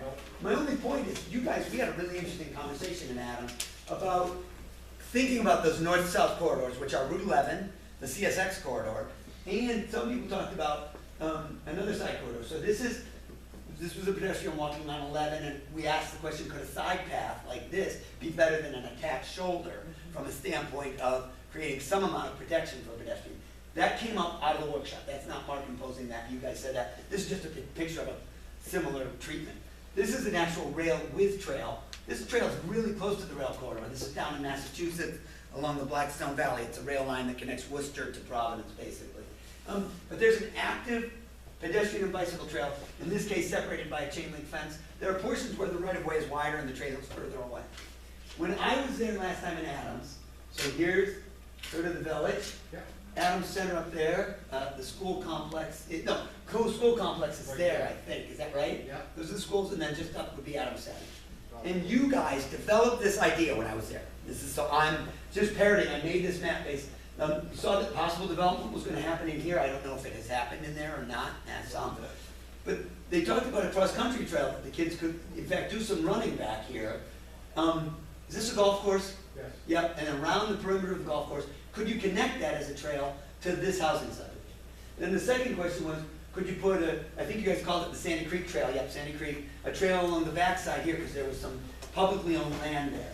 Third idea was, could you ever do a rail with trail along some portion of that corridor? Probably not, it's CSX, I know how hard that is, but this was concept. And then do some, and then something along the Route 11 corridor. Part of that's done. Right, so you're chipping away at that, right? And the point being then, with some more on-road connections, sidewalks, things like that, you start to create a network. Maybe that goes away, but this happens and something like that happens eventually. Or not. My only point was, you're looking at a network and you're connecting destinations. You're not just building a recreational trail. In many ways, this is analogous to the conversation you and I were having about Copenhagen earlier. That these are the kinds of things that communities are doing. I'm not passing judgment on this, but I thought it was a really interesting idea, and it sounds to me like you guys are starting to chip away on some pieces of it. From school down to River Lakes trails. Like Ace Hardware? No, Okay, further down you've made, there's sidewalk now? Sidewalk now? Summertime, because people follow snow, they don't plow. And it gets pushed onto it. Village is now extended out to North Park, which is over one. Oh, okay. Here? Yeah. Yeah. And so we gotta connect over, that's where the road connects, or the Yep. school's up top of the roadway. I got it. Yep. Make a big deal out of that. Yeah. Route 11 borders out of there. Yeah. Up to the It'll be a Mulberry good on push the down. right side. Good. Good. And then you want to make sure you got a crossing, you get a crossing on what side is it? It's on the road. It's all on the east side? We can find it. All right, so this is the point is, this stuff takes time. It doesn't happen overnight. One of the other tools in advancing this is what we call multimodal transportation analysis. So back to this notion of, there's a new Walmart that was not new, it's not new anymore, but when it was being built in Brockport, you would normally trigger what's called a traffic impact analysis. And we'd estimate the number of car trips being generated or require this of the developer. And then possibly, as part of their development, they might offer mitigation dollars to pay for some of the improvements needed at this intersection because of the traffic their business was going to induce. Maybe they help pay for the signal lights or a turn lane or some portion of that. The question that we've asked is, why wouldn't we ask about all four modes? How many pedestrian, bicycle, and transit trips are you going to generate? How many people might walk here if it were made possible? How many might bike? Is there transit along this corridor, which there is, by the way, Rochester, the regional transit comes out here. Should there be a transit stop? And indeed, we have seen communities change their procedures at the local planning board level. So, and we did this in my town, so that if you're going to do what's called a TIA, a traffic impact analysis, instead you require the developer to actually talk about all four modes, or do what we call a multimodal transportation analysis. Estimate the number of pedestrian, bike, and transit trips too. So you might say, let's bring the building up to the front in the design process, or at very least make sure there's a pedestrian connection to the front of the building. Where are you going to provide bicycle parking for employees? If there's going to be transit, should we put a little transit stop here? Could that all be built into the mitigation? In some communities, maybe less has to be spent. If we can estimate some number of trips are going to be pedestrian, bicycle, and transit trips, we don't need a signalized intersection, but rather turn lanes and stop control intersection. I'm making that up. These are examples. We've seen communities do this. I've worked with a number of communities where at the planning commission level, they've just made the procedural change. They require MMTA now, not just a traffic impact analysis. Some people will say, our developer or the developer's engineering and design firm doesn't even know how to do one of those. To which the answer is, then let's work together to figure out how. Let's reach out to an entity like a Tug Hill Commission or another planning and design firm that can do that. Help us learn that so that that can become our new normal. Are there questions on what I'm describing here? This is a big deal, and it's subtle, and I changed this, we changed this on my planning board as just a staff level change, and now the checklist is different. Development checklist includes an MMPA. Last thing would be planning and zoning, and talking about creating places that are more like these and less like these, kind of the low density, no sidewalks, or classic setback behind retail. By virtue of the zoning ordinance. If this is an outcome you want, this is Mark imposing judgment. On the contrary, it's the community saying, if we have a vision, we say we want more of this, then your zoning has to reflect that. And there are documents that show us that. When I last visited up here, they talked about in Champion, lots and lots of housing going out on a parcel. Does anybody know if that happened? Like 700 plus units. Is that familiar to anybody here? I don't think it did. It didn't, because I think it was right about when the economy was tanking. We're talking 08, 09, seriously, right in the recession. So I would not be surprised if that didn't. Because they talked about with the design standards. These are documents that show the data that when smaller and more rural communities let the growth happen all out at the edge, they end up spending a lot of money on roadway and utilities and police and fire and schools, all to the cost of the community. And that thinking about where development happens and how compact and how connected it is really matters. Because that's the typical Dollar General has historically been. And people will say, but that's their standard. They want the parcel, asphalt, edge of town, no sidewalk. But it's in fact not entirely true. I've been amazed at the number of dollar type stores I'm seeing go back into town centers when they have, particularly when they have existing empty retail space, repopulating that. And now that's in the most one. These are down in Sullivan and Orange County. Of course, the one down there in Lovell. That's actually happening more and more. It's not just a standard that you have to do concrete pad, edge of town, building setback, parking lot out front.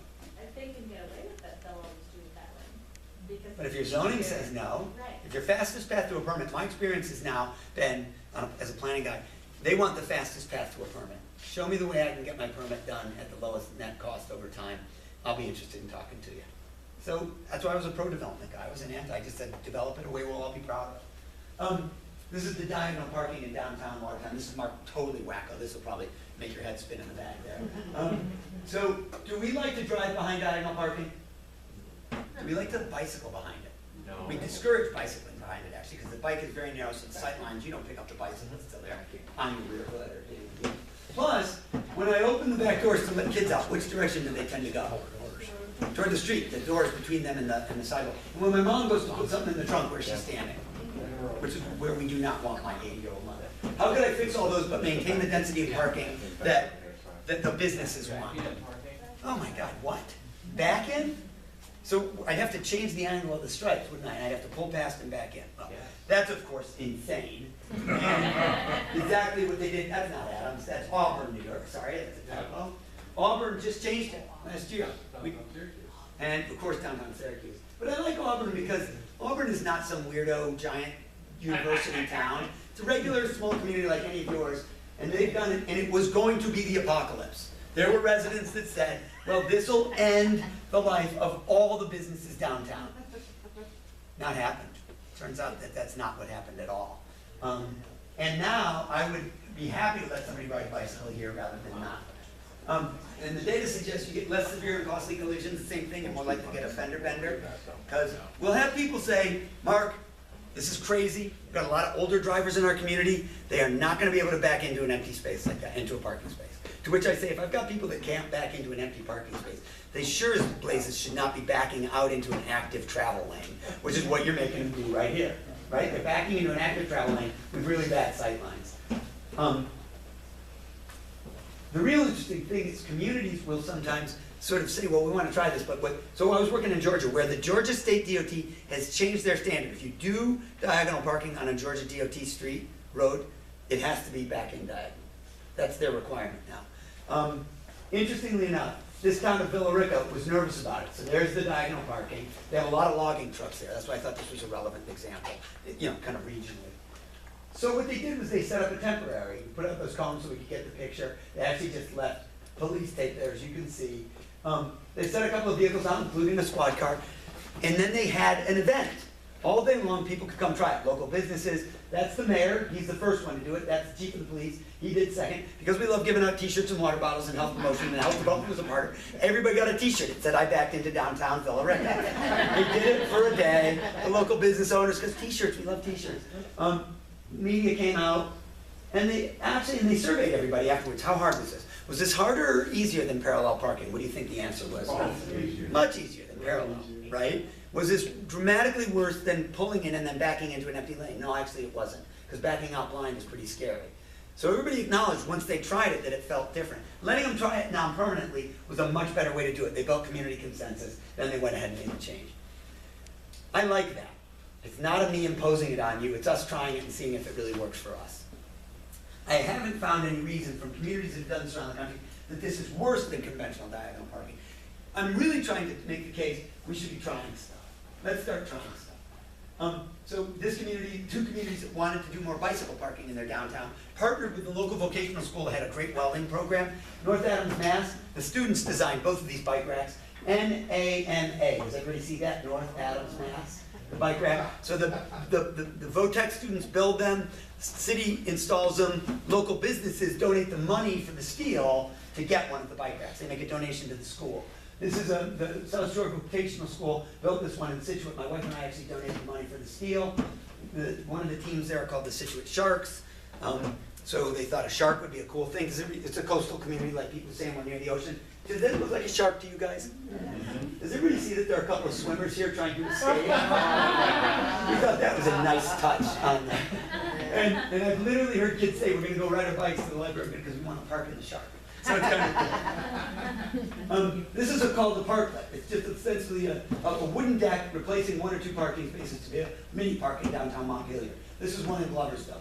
It just creates public seating. This is part of an artistic bench design competition in Tinley Park. These are low-cost directional signs. It's a 4-minute walk to hidden dining. You can get it at this website. So if you said, well, we want to increase walking in our downtown, people don't even know how close the coffee shop is, the restaurant, the cafe. You can go to that website, download them, and you get zip ties, the signs, and just try it temporarily.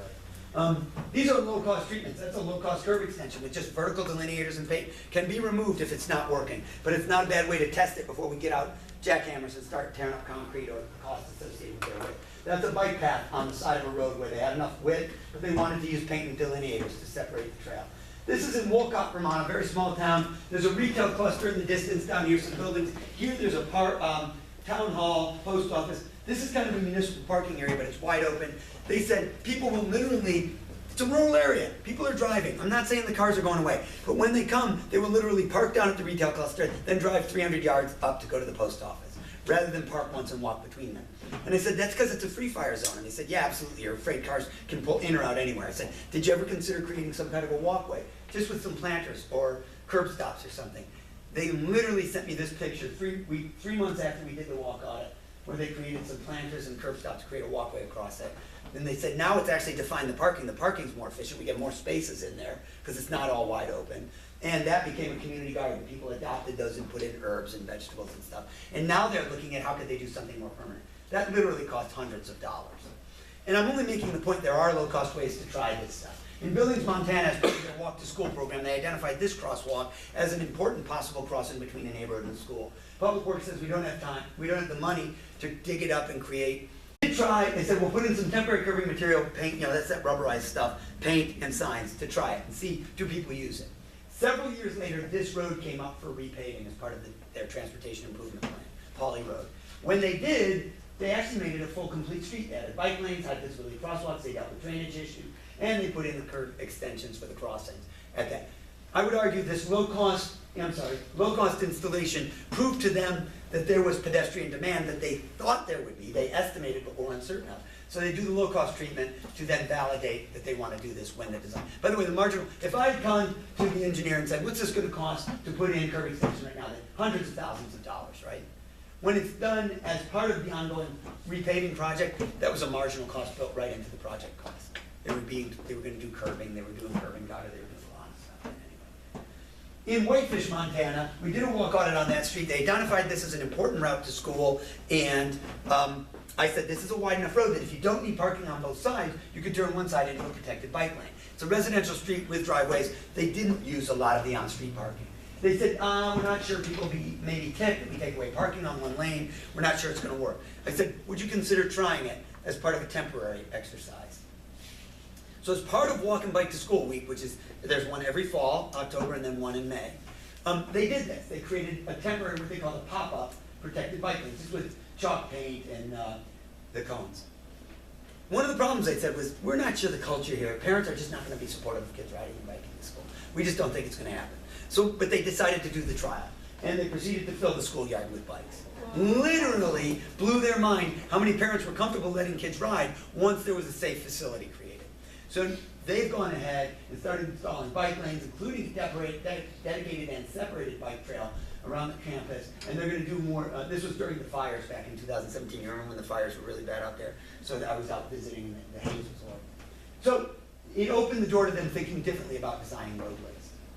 These are some of those mini circles we were talking about. That's Madison, Wisconsin, Lawrence, Kansas. Both places get snow. This one's a little larger, but it's still got the mountable curb. They admitted after the fact that they would have actually preferred not to have the vertical curbing here. Keep it on the interior circle, but let this one taper right to the ground like this one. Better for plowing, and when a vehicle rolls over it, the occasional moving van, the big vehicle that has to come through the neighborhood, it would perform well. People have asked, well, these are now starting to replace four-way stops in some communities. This is a low-cost version out in Goshen, Connecticut, where they decided they would just do it with painted signs initially, and then decide if they wanted to make it more permanent. But in Livingston, Montana, when we did the walk audit, this was near a school, park, clearly a lot of pedestrian traffic. There's the Warren Goat Trail. Also, their farmers market occurs here. They said we've got a problem with kind of a big, wide open intersection. This would be one of those places that would be good for a little mini circle. We had a conversation about it, and we realized that there were a lot of people that were very hesitant about the idea of a small circle. We said, could you do a demonstration or a trial?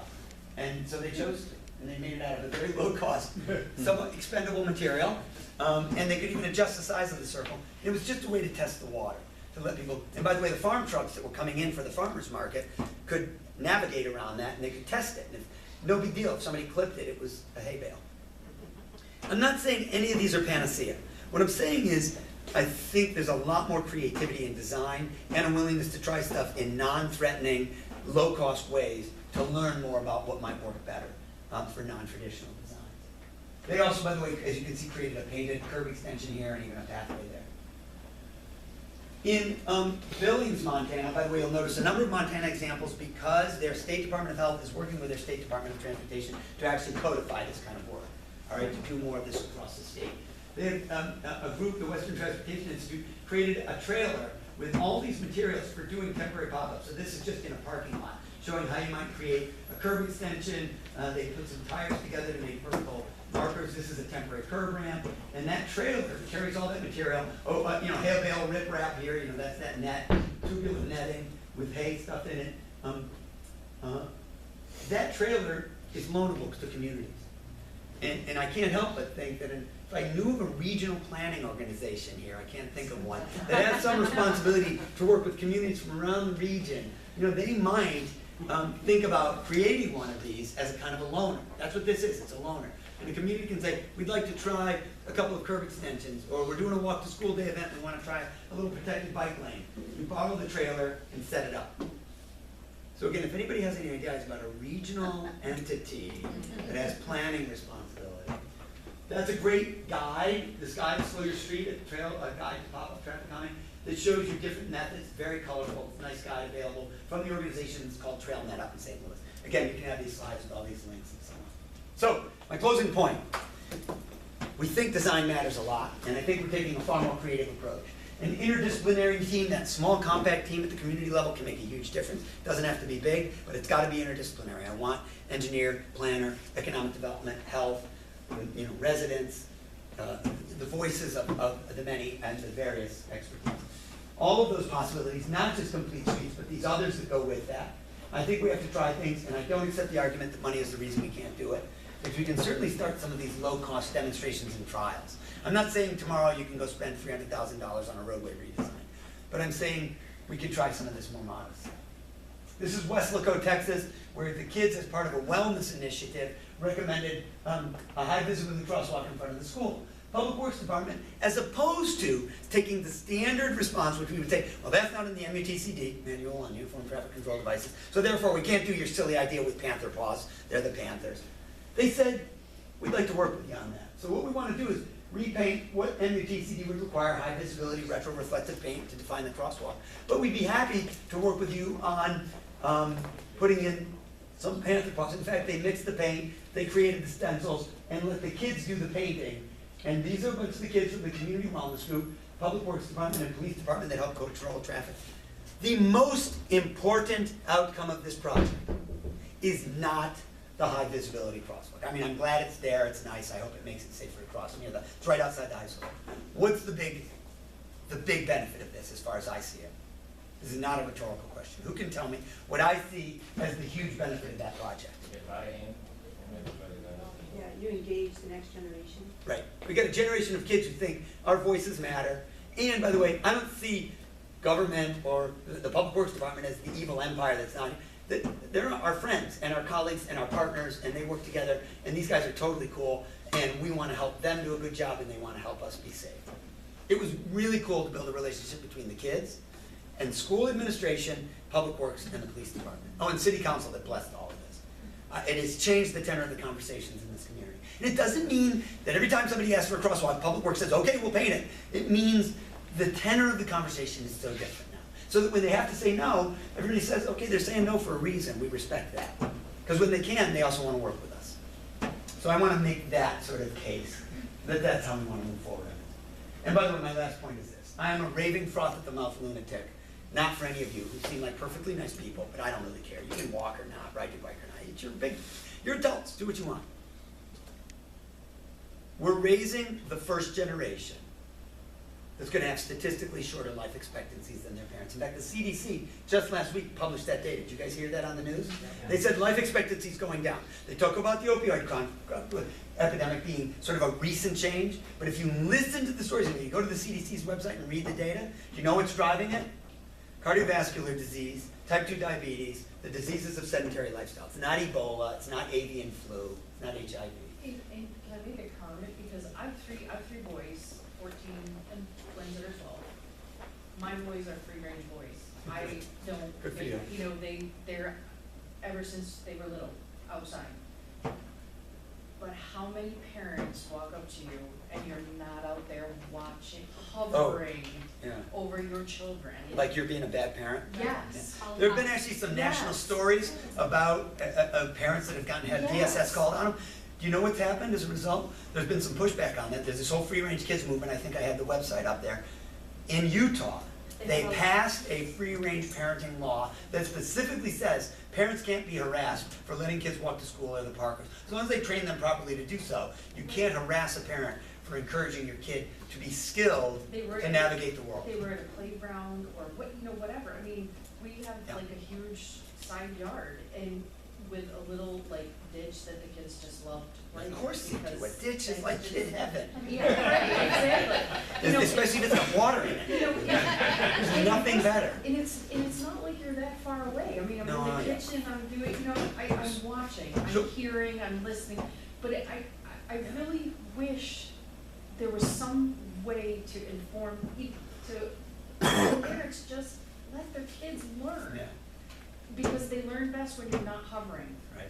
When it's not. So this is a deeper cultural conversation. Yes. So I don't want to pretend that it's my job to impose on anybody a decision on how to raise their kids. But I do think it's my job, our collective jobs, to at least create physical environments where if a parent is choosing to give their kid what we call successive radii of responsibility. So at a certain age you can walk to your friend's house that's on the same side of the street. Then at a certain age you can cross the street. At a certain age you can leave this neighborhood and walk to the Stewart's and grab an ice cream. And at a certain age you'll walk all the way to school, right? We give this increasing radius. We have a responsibility to build a physical environment and policies that at least allow that to happen, that we recall doing, right? So there were sidewalks in my town that got refurbished, by the way, when Route 19 was redone. To be very clear, this is 19 in Brockport, before the project.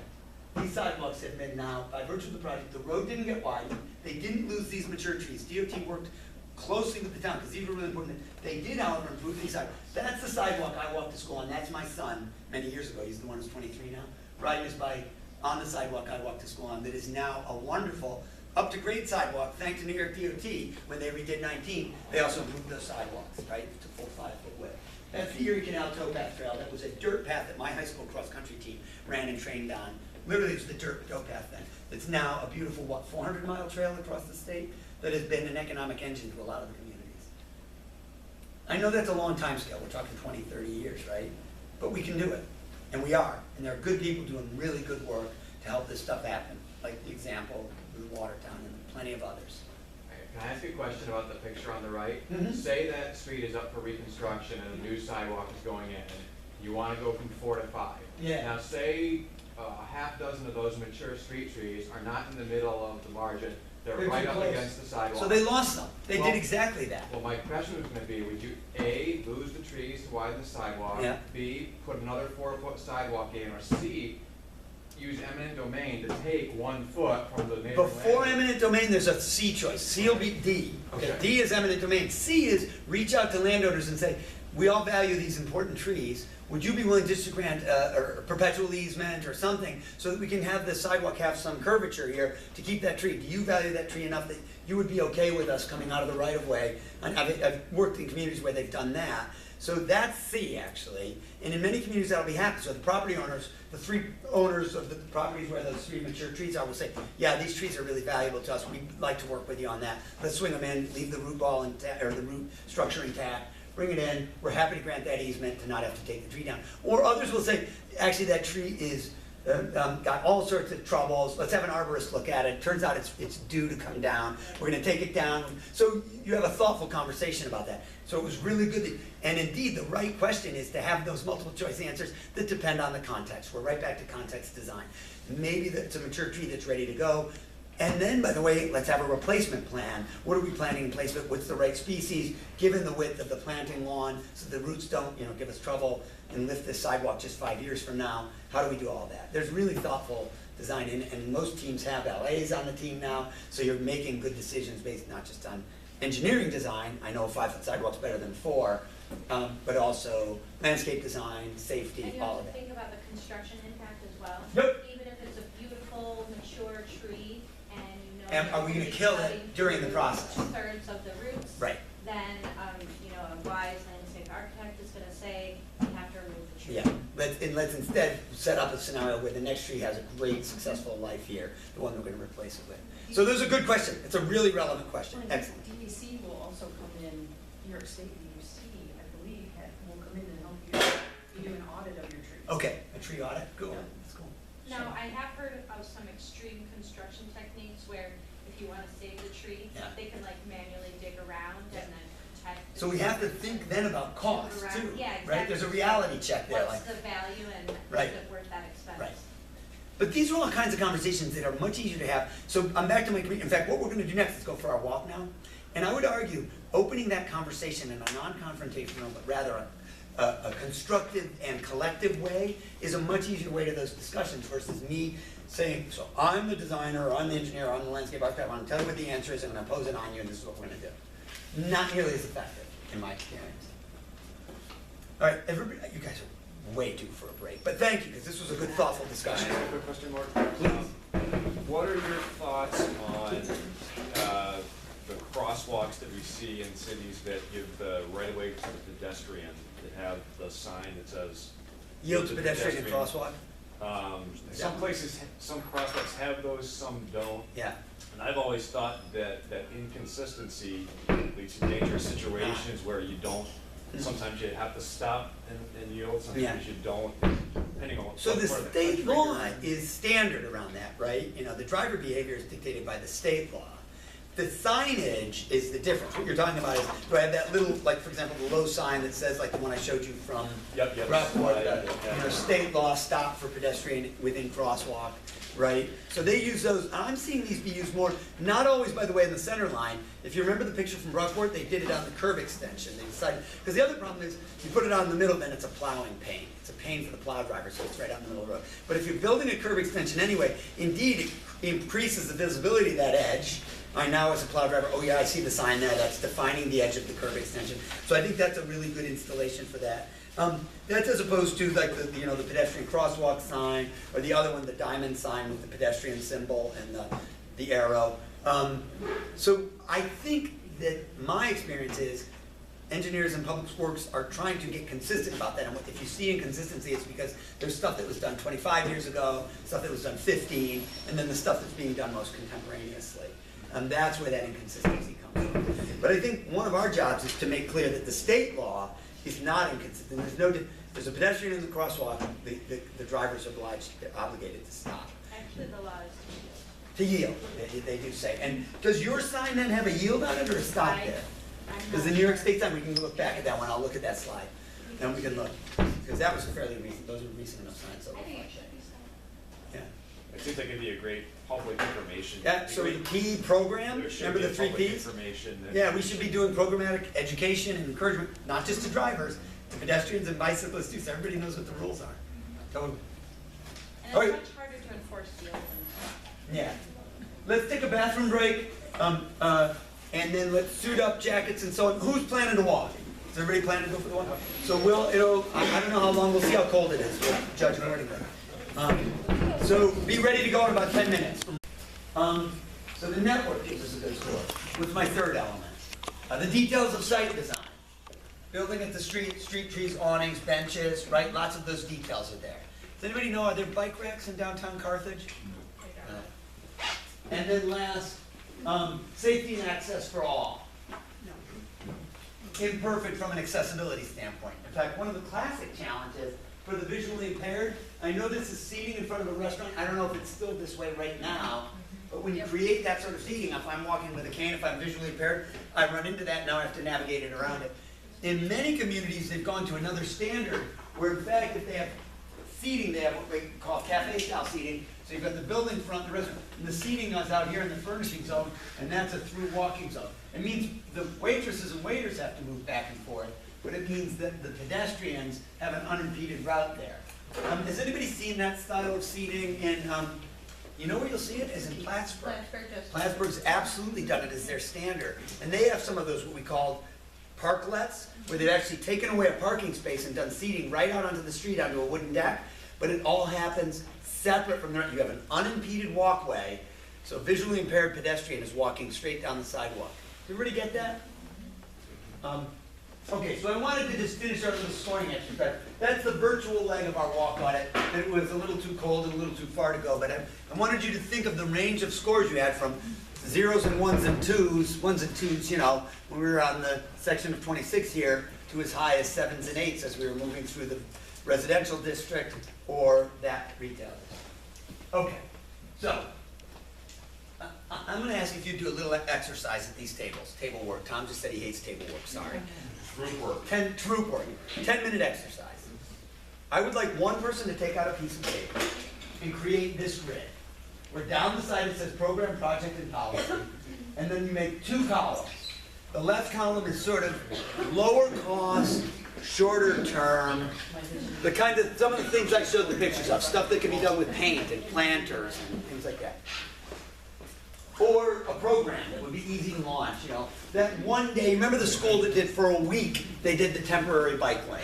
That's a programmatic thing, it's not permanent. It's an educational program, it's an opportunity to try something. And then on the second column, longer term, more costly things. Things that are going to take a little more heavy lifting, either financial heavy lifting, like it's going to cost us money, or we need more technical help. We're going to have to figure this out. We need some technical assistance, or we need some human resources that might take longer. And I'd love you to fill that grid of 6 items out for this town, right here. So we're going to use Carthage and West Carthage as our laboratory. You all are enough familiar, you can talk about more than just the area we walked, because you may have some insights about the bridge or the other side. But does everybody understand sort of what I'm looking for? Some ideas that are in the lower cost, we could do them tomorrow kinds of ideas, and some of those more challenging longer term. And you got to have at least one idea in each of the 3 categoric areas. A programmatic thing, so let me clarify. Program to me means education, outreach, short-term event, a demonstration. It's not a permanent change to the environment. Whereas a project is a physical change. It could be paint, it could be a sign, it could be a road diet, it could be turn that intersection into a roundabout. I'm making that up. I'm just saying, but that's the range I give you, that breadth from, right? And clearly, changing an intersection to a roundabout is in the long-term category. It would be in the right-hand box. The short-term one would be repainting a crosswalk. Understood? Similarly, policy changes. So when we were walking, I was talking to Tom about the, serving on the local planning board. Would he consider that multimodal transportation analysis? They're updating the checklist for their development checklist. That checklist can say, literally, you have to do a multimodal analysis, not just a traffic impact analysis.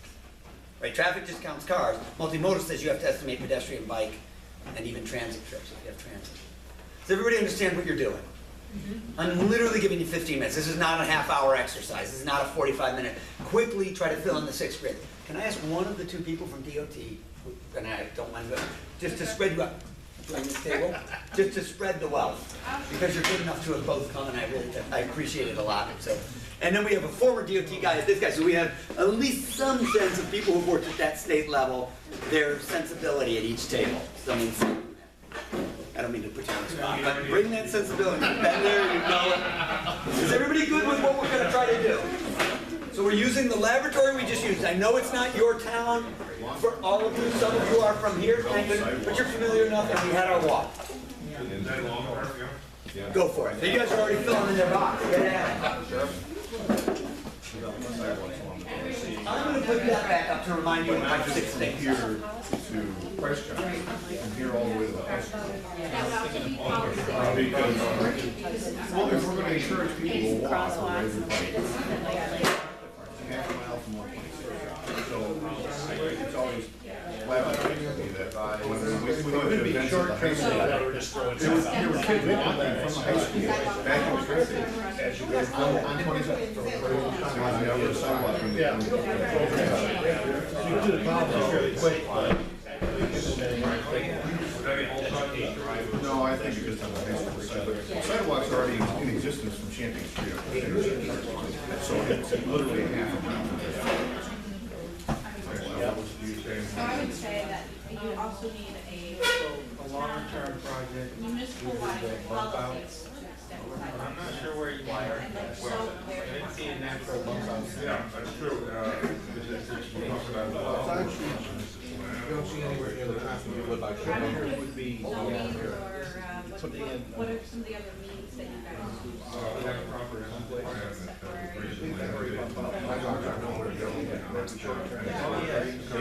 I in weird places.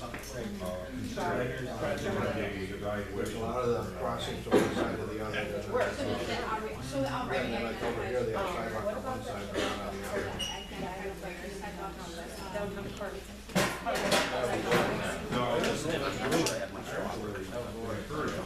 Any ideas?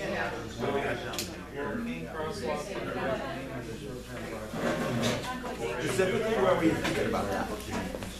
Well, anywhere we were noticing that by Yeah, that crosswalk, right? they were parallel lines. Right. Yeah, they were really worn out.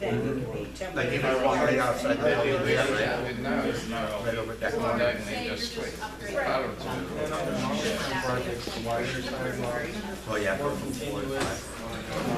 one side has both sides. I don't know when that's a priority to change our Oh, side path. Like I would think multimodal. I can't remember. If there was When I access. did this intersection back here. At least 20 years ago, you know, the major project regulation that's all underneath over here. Possibly doing. Down the hill. You're gonna laugh, it's just how Temporary things parking turn. on one side and back Is, the bridge over the Black River. shift lanes. Snowmobiles going across the sidewalk, remember that? But I don't know if they still do that. But on the eastbound sidewalk, they stopped moving snow from the sidewalk so snowmobiles could continue to drive across it. And the people that lived down at this end didn't want us to put sidewalk on that side because they have fearful that snowmobilers would go. So that's why we did all the Get that. So they say big sidewalk, we'll end up having snowmobile in our front yard, they'll be going right down through. That's what they're thinking. Because the high school goes down. Elementary is also. Across our parking lot. I remember that was a big issue, so. Well, there was some talk, at one time we had a railroad bridge be a snowmobile trail. Wasn't there talk about having a railroad bridge be the snowmobile trail for a while there? Well, it's gonna be like that up there. Well, it's not on the river connection. I work a bunch of it. The other mode is West River. Across the field, you went out the back side. There's a lot of horseback. Come up to, between Boomville and Alamo, snowmobile trails that go across the road. When you see concrete, because the car bodies on the track. Oh, so that's just aware, that's just essentially. I got it. No, I didn't even realize, I didn't know that why that was. Up in Alaska, Anchorage, and the areas outside, same deal, and it's necessary, right? Some people get too much stuff. Different things that we have. I know there is a local high school though, which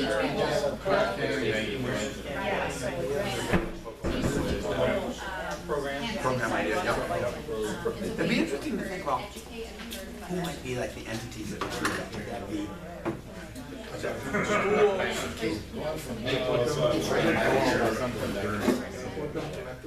Yeah. I did all of it there, Yeah.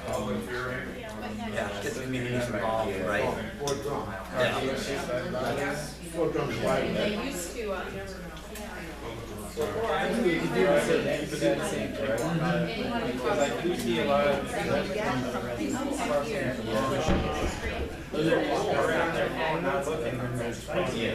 A lot of cities have launched pedestrian safety campaigns and targets pedestrians, and it's just that, it's the distracting pedestrian. That's the big problem in college is that we have students that are like this or like this the whole time, who literally walk down the street, so they've launched whole campaigns. They've also done design things. Have you guys ever seen this where they put markings down on the crossing to sort of, if you're looking down, maybe get you to, sort of look up? Yeah, the bump that you feel, but also a visual marker that says look up, basically. It's very nice. Okay, cool. So, all right, good. Sorry, I didn't mean to interrupt. definitely they'll have policies. This I think these guys can tell you, they were doing for a while grants. And I don't know if they're only up in Massachusetts. They set aside some money. You have to have a complete street in your town to be eligible for the go, right? They did do that. We have some areas. Is that Alexander Bay? That's interesting. No, I just want to reiterate something that Jen's just said, because this is important. Alex Bay has passed complete streets resolution. Usually city council, or whatever your governing body has to pass it.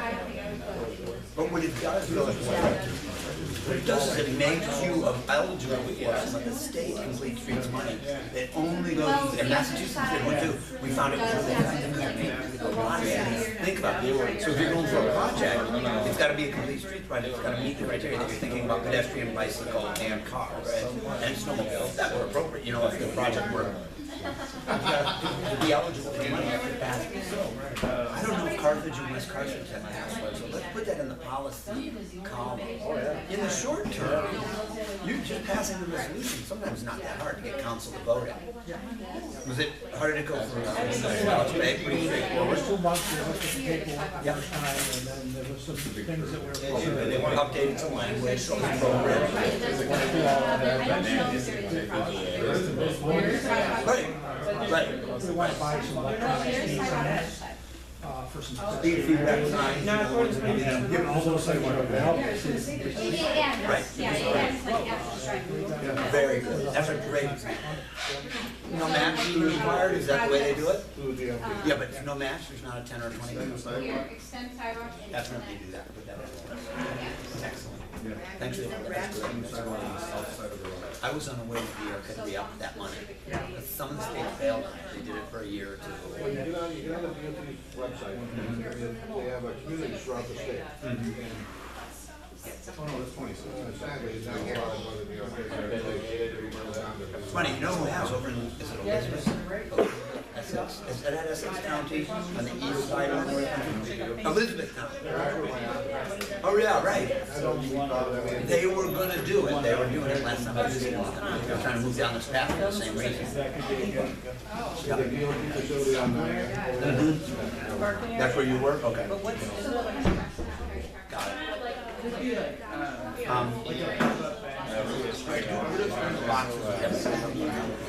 Policies on the long term. Yeah, I've been trying to see, yeah, I mean, it could be, yeah, the high school development. The town doesn't have it. When we're coming something like that for the town, it's not gonna, we're not gonna not include it. That's gonna be a matter of course. Planning. Right in the planning and zoning. Right, it should just happen automatically, but it's a matter of. They literally put stuff up there. How many years old don't get out of The level of thing. I think a number of them were, at least Dunkin' Donuts, I believe Walgreens, I can't say for sure. Not all.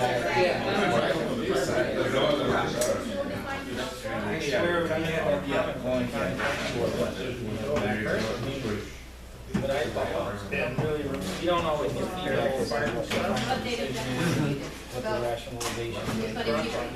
There's been talk about requiring something like that. State highway is a lot. We're putting in the filters. No, that's what I'm talking about. I just threw it there.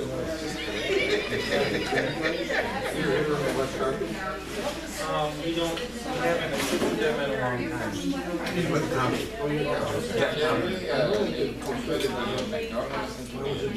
I did it now. Yeah. It's a good developer. I don't know why that should have been on the state highway to make sure that that's.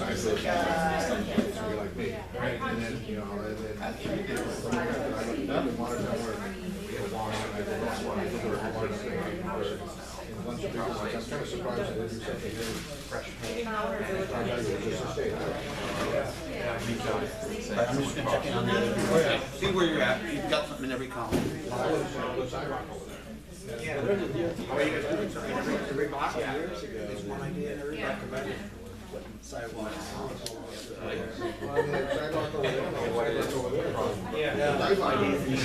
Former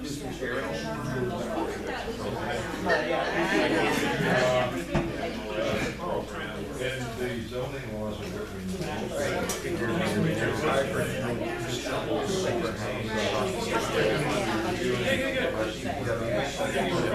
block crossing, right? If somebody hitting them, then they I'm actually this one. So, highway department, like your say where crossing gets hit, or allowing them to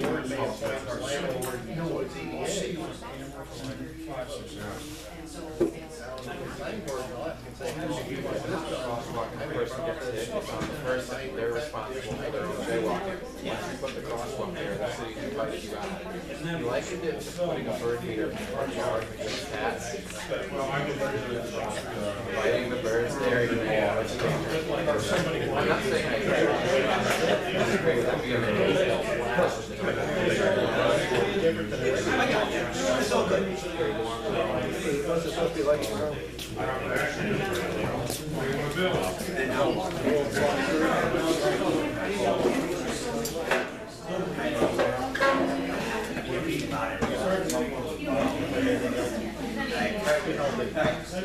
Yeah, great to see Matt, and I'll look forward to visiting. All right, 2-minute warning. It sounds like every table's got something in every box, so be prepared to share. If one person is willing to share whatever you've taken note of, and then we'll just do a quick debrief where you share those ideas. And then our last thing will be, if anybody here wants to talk about your community for a minute, if you've got a question or recommendation, we can pull up a Google map of any of the towns that are represented here. We could throw that up for a minute and have a little bit of a conversation like Kim and I did before about some of their ideas, which I think they resonate well with what we've talked about today, right? You see everything you talked about beforehand, how it fits, and how you might have to do some on-road stuff, some off-road stuff, some policy level stuff to make it a reality, right? It's no one thing that's going to solve that. A little bit of all this. Okay, so with that, would somebody from this table share some of the ideas? Are you ready to take notes? Are you in note-taking mode? Pete will be taking notes while we're talking. And that's kind of the grid that we were hoping that you have at least one idea in each box. And if you have more, fine. You know, tell us how they. Listen closely to the other groups. This is a silly thing. When we do workshops like this, we often, one of the reasons I do table work, which Tom hates, group work, is what we're looking for is threads. If different groups still come up with a similar idea on something, that suggests there's some community consensus. I know we're not all from here, but you can imagine if we're workshopping your town, if we were in Alice Bay and everybody at the table was from Alexander Bay, then what happens is, if 4 or 5 of the groups all identify this intersection or this policy idea, now we understand, wow, there's some consensus around this. This seems to be a priority. We ought to move ahead on this.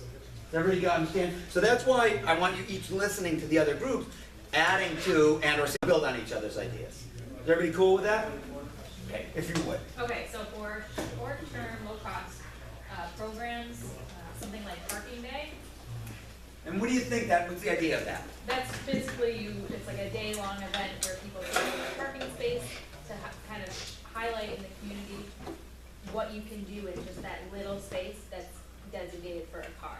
Right. And opening it up to more of the public, like people that walk, people that bike, things like that. So we've seen communities do stuff like turn a parking space into bike parking. Put a temporary bike rack in there, make it a bicycle park. Put a couple of picnic tables and a couple of umbrellas and make it a public space, a little parklet, a mini park. We've seen people have activities set up. Pull a food truck in, take 2 spaces, the food truck's in one, and a picnic table with an umbrella next to it, or a game of beanbag toss in the third one. So all of a sudden we've taken 3 parking spaces and created a little change in land use just with 3 successive parking spaces. Everybody get that? So parking day invites people. What you do is you raise your hand and say, we'd like to adopt this parking space on this day. So it's sometimes a somewhat formalized activity. We have a date, you have a little process where you go to town hall or Village Hall and actually get a permit to take one of the spaces over, tell us what you're gonna do with it. Then we create a map of even in communities or students in the community, make the map of what are all the activities happening on parking day where. Can you guys picture that? Great town festival, great, think about repurposing space. As far as the long-term idea, like a learn to ride a bike program in the schools. Got it. So build that in, and you're thinking over here, because that would take, maybe we gotta get it by a curriculum or have some, there are things called LCIs, League Certified, the League of American Bicyclists certifies instructors, they get insurance coverage that's associated with that, which is a great thing, because if they're teaching kids, you want them having that insurance protection. And there are schools that have actually adopted that as part of their PE curriculum or other safety curriculum and so on. Okay, so a bike safety program, keep going. Okay, so short-term projects, anything like temporary dump outs, back in parking, setting up those cones and hay bales just to practice it so people can get used to it. Any specific ideas for Carthage or West Carthage? Was there anything where we said we ought to do one? You have an idea, you just raised your hand, Benjamin. That was the same thing she was addressing, which is, yeah, we already discussed it, right there by McDonald's. Yeah. Right there crossing from, coming from the other side going this Yeah, way. yeah. Yeah, there is no specific designated crossing path there. Yeah. But you can go this way, but you can't come this way. Come this way, all right. So imagine using some of those materials to create some curb extensions, get some temporary paint down, creative. Needless to say, you want to work with the state, because that's a state route, at least north-south 26, but you could. And we've seen that being done now. People doing a temporary treatment to show us what it could be like. Good, excellent. That's a good example. So let's note that specific location as an intersection that's good for that. Good. And then those can all become longer-term examples, and then implementing Wait, now say that again. That's an important point. I don't know what You just said that they become long-term, so if we do one of these and we decide we like it, then we make that a permanent crosswalk improvement. We work with the state, decide, is this just 2 lines, is it ladder style striping, where does it land on the other side? Do we get it to the sidewalk at the edge of the McDonald's property, because I don't want to just dump you in the grass, or right into the McDonald's parking lot, I want to get you to something. So do we have to do a little piece of concrete to get me to that? Is everybody with me on this? That's why that's longer term. That's going to take a little more money, a little longer, but we prove the viability with the pop-up, then you go, okay, good, keep going. Also, longer term sidewalks and bike lanes to the school. Okay, so the school's an important destination here, and there's no accommodation along that corridor. Yeah, and that's like out that way. But Right, north, right? It's further north? Yeah, okay, good. There's also gonna be a hospital out there. Oh, that's right, the hospital, you told me that, Gene said that, the hospital. And what's the time scale that that's happening on? Oh, so that's not that far away, it's not like this is a 10-year time horizon.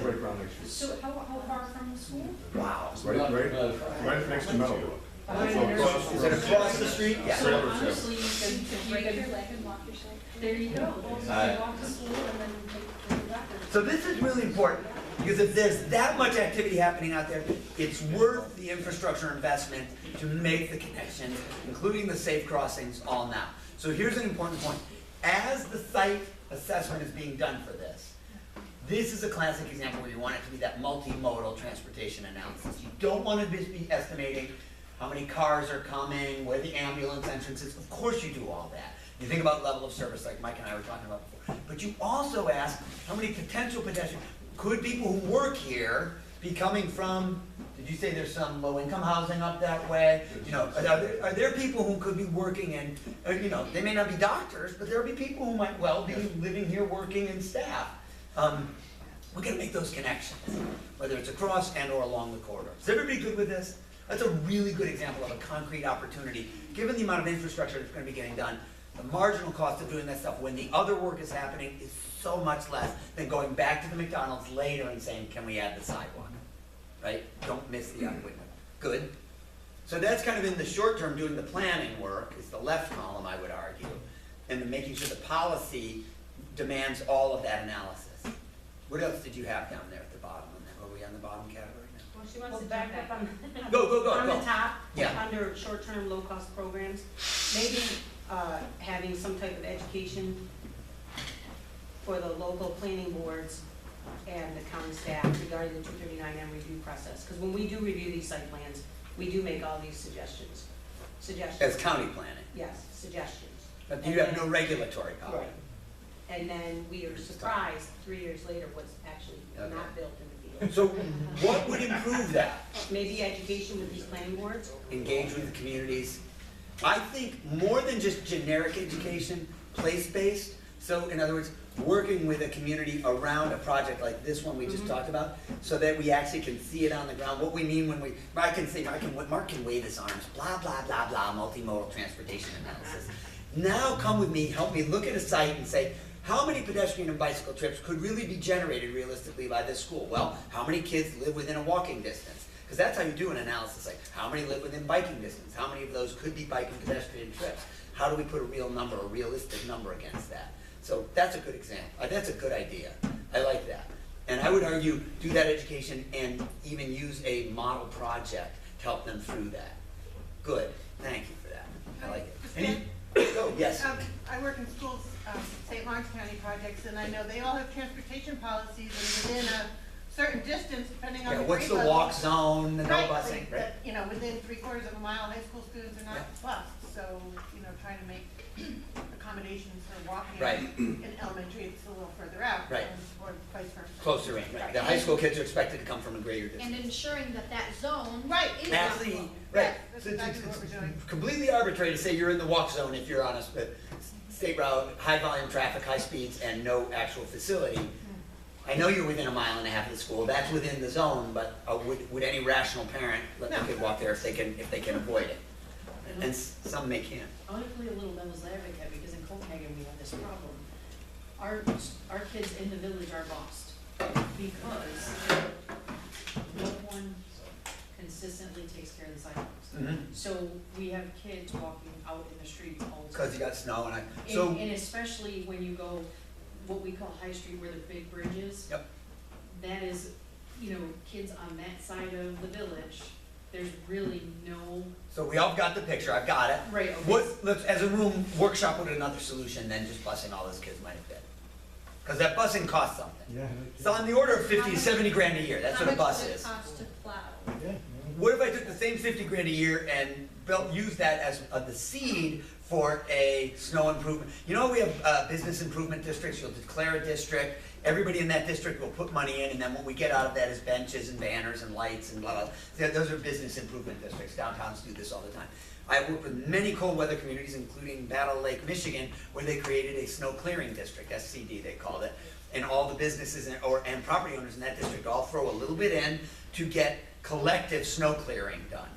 Now, if I'm already tossing 50 grand a year into a bus, or whatever that number is, whatever the lease cost is, or purchase and maintenance cost, one could turn that into the seed for a snow clearing district on the routes that would have otherwise have been bused. I'm just using this as an example. Right. But what happens is now everybody benefits from it, not just the kids walking to and from school, if I'm actually doing and that's very different from saying every property owner is responsible, because we know there's an inconsistency about that. You get 5 property owners that are, 3 that don't do it, that icy patch, the kids are out in the street, now I'm gonna not let my kid walk. Okay. The size of. I'm not saying this is the answer. What I'm saying is, this is your job to workshop that. Keep going. I'm gonna add to this because we have a snowmobile trail that goes to the College Inn.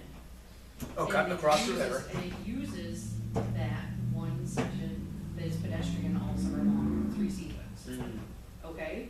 And they So want now, snow on the bridge. In the wintertime, if kids want to cross, if you They live gotta on get that. across. Yeah, you have to cross Right. 12, come down, cross again, you know. This isn't even crazy. Mike used the exact same example of the bridge right down here. Yeah. So it's the same deal. They have one side ends up, they keep the snow Right. on it, Yep. so the snowmobiles can run across. So you have to, as a community, decide if that's more important or not, or Right. which side that should be on, and or if we're gonna keep that as snow, how do we get kids safely across to the side that's cleared? Right. But do that consciously. Don't just throw your hands up in despair and say, oh, yes, we can't do it. Because that was the exact same example. So clearly that's not an uncommon example in the region. We didn't think about that, I don't think anybody thought about that. Good, good. That's great, though. Yeah, that's why you do these. The walk audit. Imagine if we did a walk audit in downtown Copenhagen. All this stuff would be on the table. Oh, yeah. It would all come out with all the residents, and that's how you then kind of work through. Did you guys have anything different than what we've talked about, Al? Excellent. Yeah, I'm That's pretty much it. That's a good start. Let's hear your guys' list, including any even repetitive ideas is fine, because that tells us there's some consistency. We had the pedestrian safety awareness campaign. Same idea. So you talked about education, you guys talked about awareness, but the same idea, putting it out there, getting everybody thinking about pedestrians. Okay, good. Right. And we had sidewalk maintenance as an issue. Snow clearing or also repair, like when I wrote it down, I was thinking of repair. Yeah. Is that kind of where the table was on this? Because that's kind of a different thing than the snow clearing. Snow clearing is just clearing. But then there's the whole roots have lifted it or it's cracked. Well, a little bit to that is when you have, even if you have a crosswalk and an accessible curb, is there a lip? Because that little lip is a big deal. Absolutely right. So when I saw it today, you know, there was a lip maybe on the roadside. Yep. But that's could be a barrier to some people. Yep. Good. Great point. Then we had under long-term, I didn't say it out loud, but I was considering a cost-sharing of replacement or construction program where if you have, you know, big generators or destinations, you really need to connect. Maybe that's not fair on that one owner or something, and some kind of a cost. So we share the load for that kind of, and now we're back to this improvement district idea, this notion of, so you could create sidewalk districts. We have absolutely done this. You guys have an example of this one? I have an example. Go. So Ithaca does something like this, and it's Communist enclave, we get that, set it aside. Still some good ideas, so let's not blow them out of the water. Actually, I saw a bumper sticker that said Ithaca something 10 by 10 miles surrounded by reality. Yeah, right. A 10 by 10 enclave surrounded by reality, I think, yeah, I've seen that one too. Yeah. So, great town. they don't have a Great. tax, but they call it an assessment, I Yeah, guess, yeah. a sidewalk assessment. Yep. And that way you avoid having tax exempt properties not contributing. But they have districts, Yep. sidewalk districts, and then it's the same thing. You put a certain amount in, Right. depending on your, you know, how you're assessed, what type of business, and then they have a plan, the transition plan. Right. They build off of that. And the nice thing about those is, it's done over time, so it ends up not being a big onerous amount of money all at once, number one. Number two, you get much better economies of scale. If I could contract 5 different contractors to each do a 37-foot segment of sidewalk, or I could get one contractor to do, you know, an entire block or 2 blocks at once, huge win from an economy. You know, when I'm doing that contracting, I'm gonna do a lot better when I'm doing some scale. Does everybody get that, right? One full cement truck full of concrete, mobilizing all the equipment on 1 week, getting it all dug, trenched, repaired, you know, underlayment, to get it done. So, good example. Sidewalk district. Another short-term one under project is merely painting crosswalks and bike lanes. Yeah. Just getting it done every year. Yeah, building it into the routine maintenance program and working with Public Works and saying, no, there's a cost associated with that. We're not just gonna throw you under the bus. Right. How do we help you take care of that? Yeah. Budget accordingly. Another idea was speed feedback signs, Mm. to help control traffic. And remind us what you guys told us about Alexander Bay and the Complete Streets thing. So you were saying you guys passed a Complete Streets resolution. Complete Streets resolution. They did, signage, electronic signage, all kinds of signage, plus a bunch of other stuff, right, Mike? That Well, it opens up, the DOT has funding available for lots of different things. One of them, your speed is. Yeah, feedback signs. Yeah, through this Complete Streets funding. Yes. But you as a community have to committed to Complete Streets. You have to pass a resolution. Yes. And in Massachusetts, they actually require to have developed a Complete Streets development plan, you know? That's a great model. Yeah, yeah. Is that a state requirement, that Massachusetts requires that of all its communities? No, but you can't apply to this fund, these many millions of dollars, if you haven't gone through both adopting a Complete Streets policy and putting in place a plan that says how you're gonna over time build Complete Streets. So you have to do both parts. And then in so doing, you are now eligible to, and it's 100% money. You were making the point that you don't even have to come up with a local match. It's money where the grant is 100% if you get it, which is a big deal, right? Because a lot of smaller communities. Is that New York? That's Massachusetts. The New York one, it sounds to me as analogous. Except DOT. It's 80%, 20%. So it's still an 80-20. All right. So here it's part of the transportation enhancements program, or what's it It's called? all Alternatives is what they're calling Now it it's now. TAP. TAP, Transportation Alternatives Program. And it's a reimbursement. Yeah, So you spend. so you gotta Yeah, put the spend cash it up out. front, and then you get reimbursed. So that's Is hard. that just for government entities or for nonprofits? It's typically municipalities, Yeah, like yes. like in the past, like streets and transportation enhancement, like schools used to be able to do it, but not anymore. Yeah. And it's because of the red tape and the process, like we work with municipalities to do it. So like if a hospital wanted to do it, go through your Have this town actually, or municipality a city, and, or a village. yeah, and have them sponsor and you could partner with them. What else you got on your grid? Also zoning, zoning amendments that would include sidewalk requirements.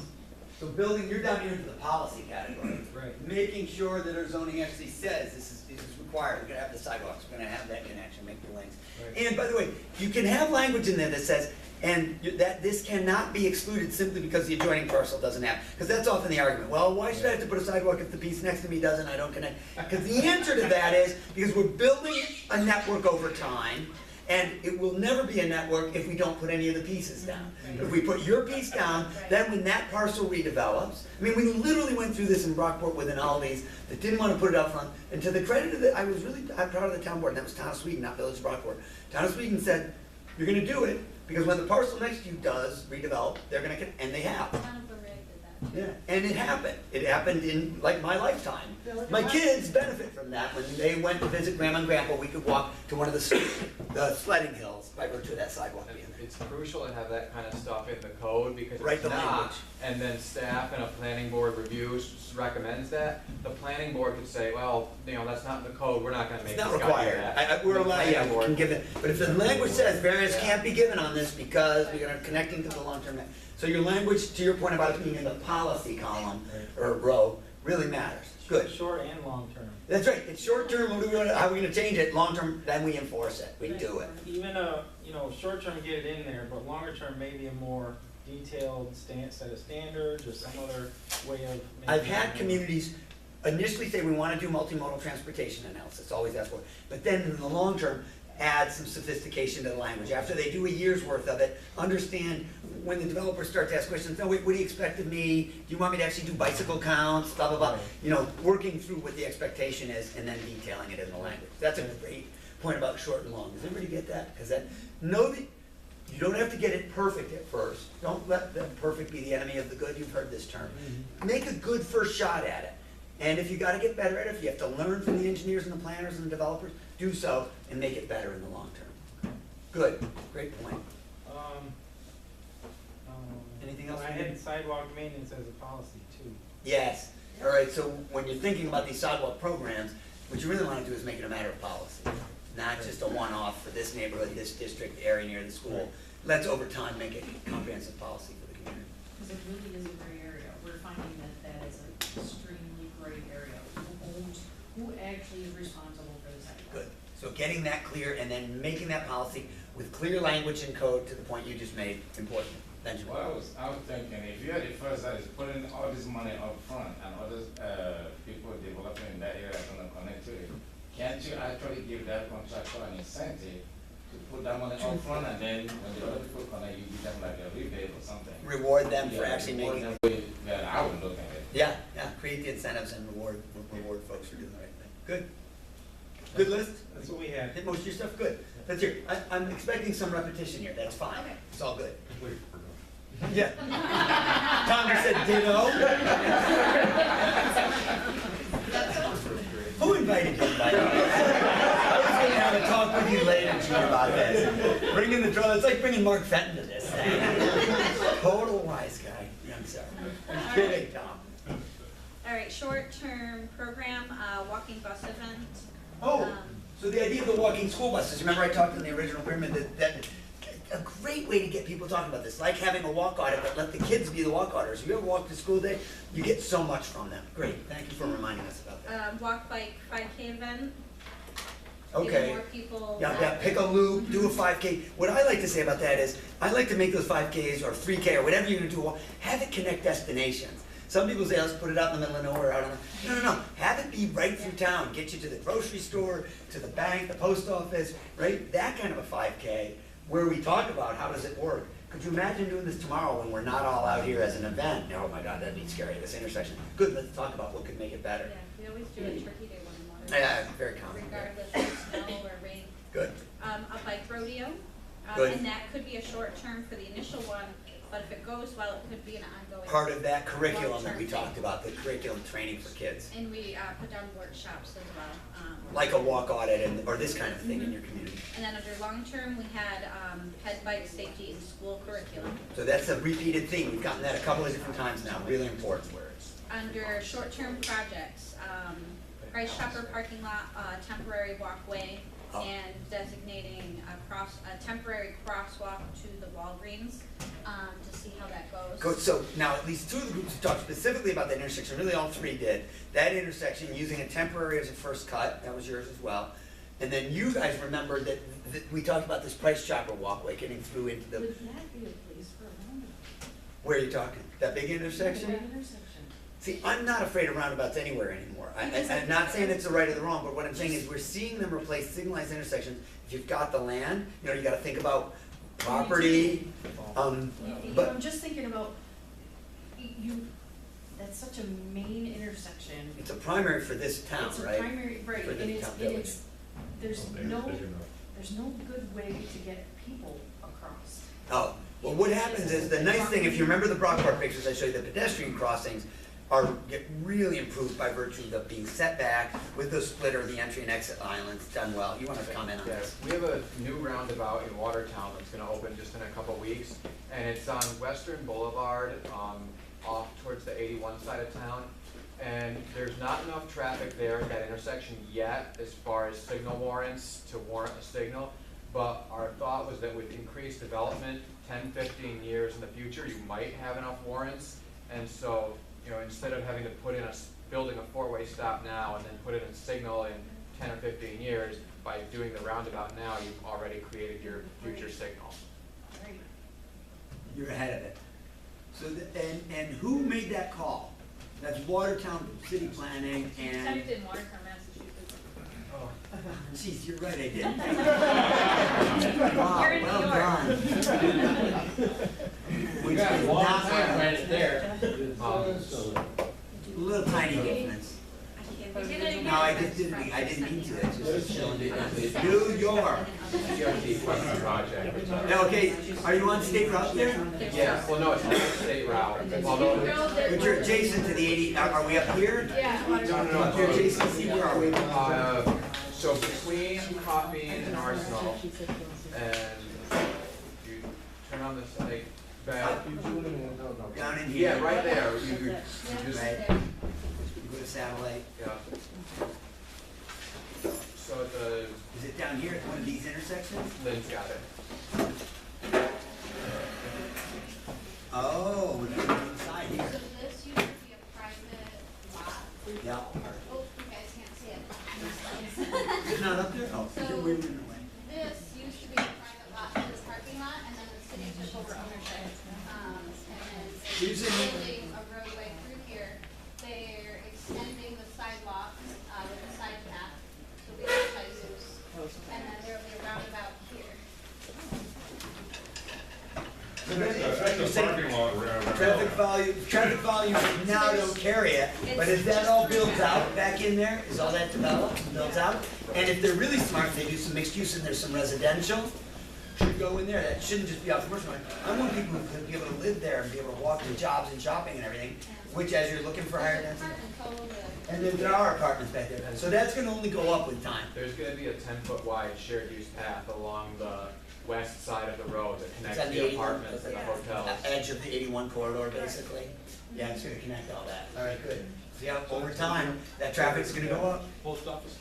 Finish your list. I don't wanna cut your list short. So where the church is, just south of that. Long-term project. We'll go back in a minute. Hang on, we'll go back to that.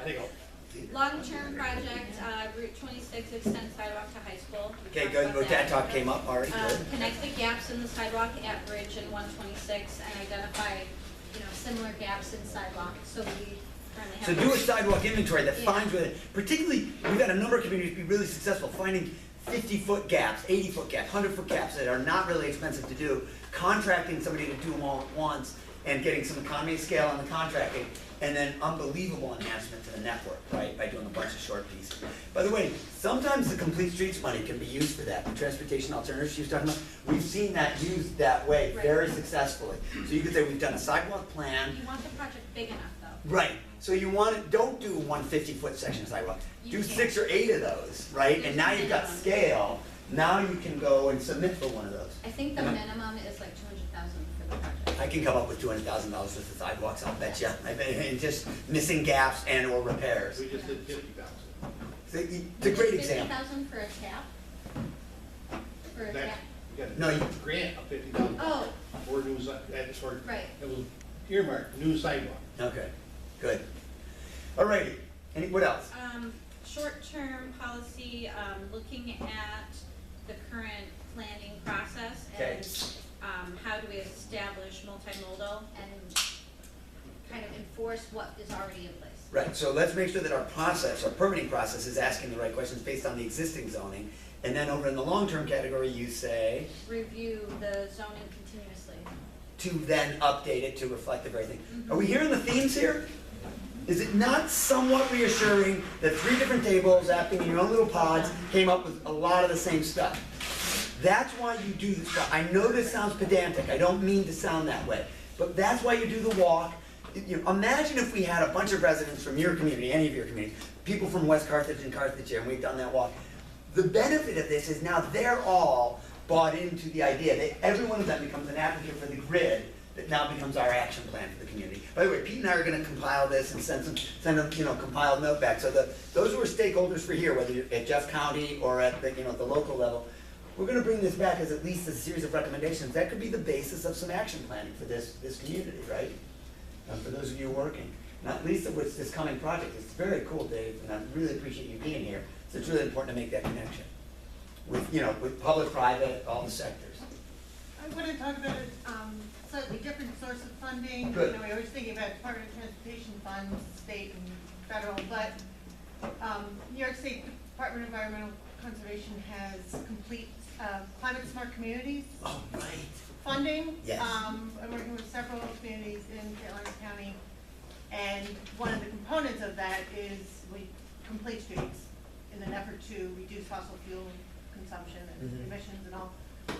And there is money in there for not only writing complete streets policies, but also sidewalk improvements, trail development, and all that money comes from, you have to sign on, the municipality has to sign on and take To be a pledge. climate smart community, right? To be a There, climate join the smart thing. community, Yep. right? Just Google it.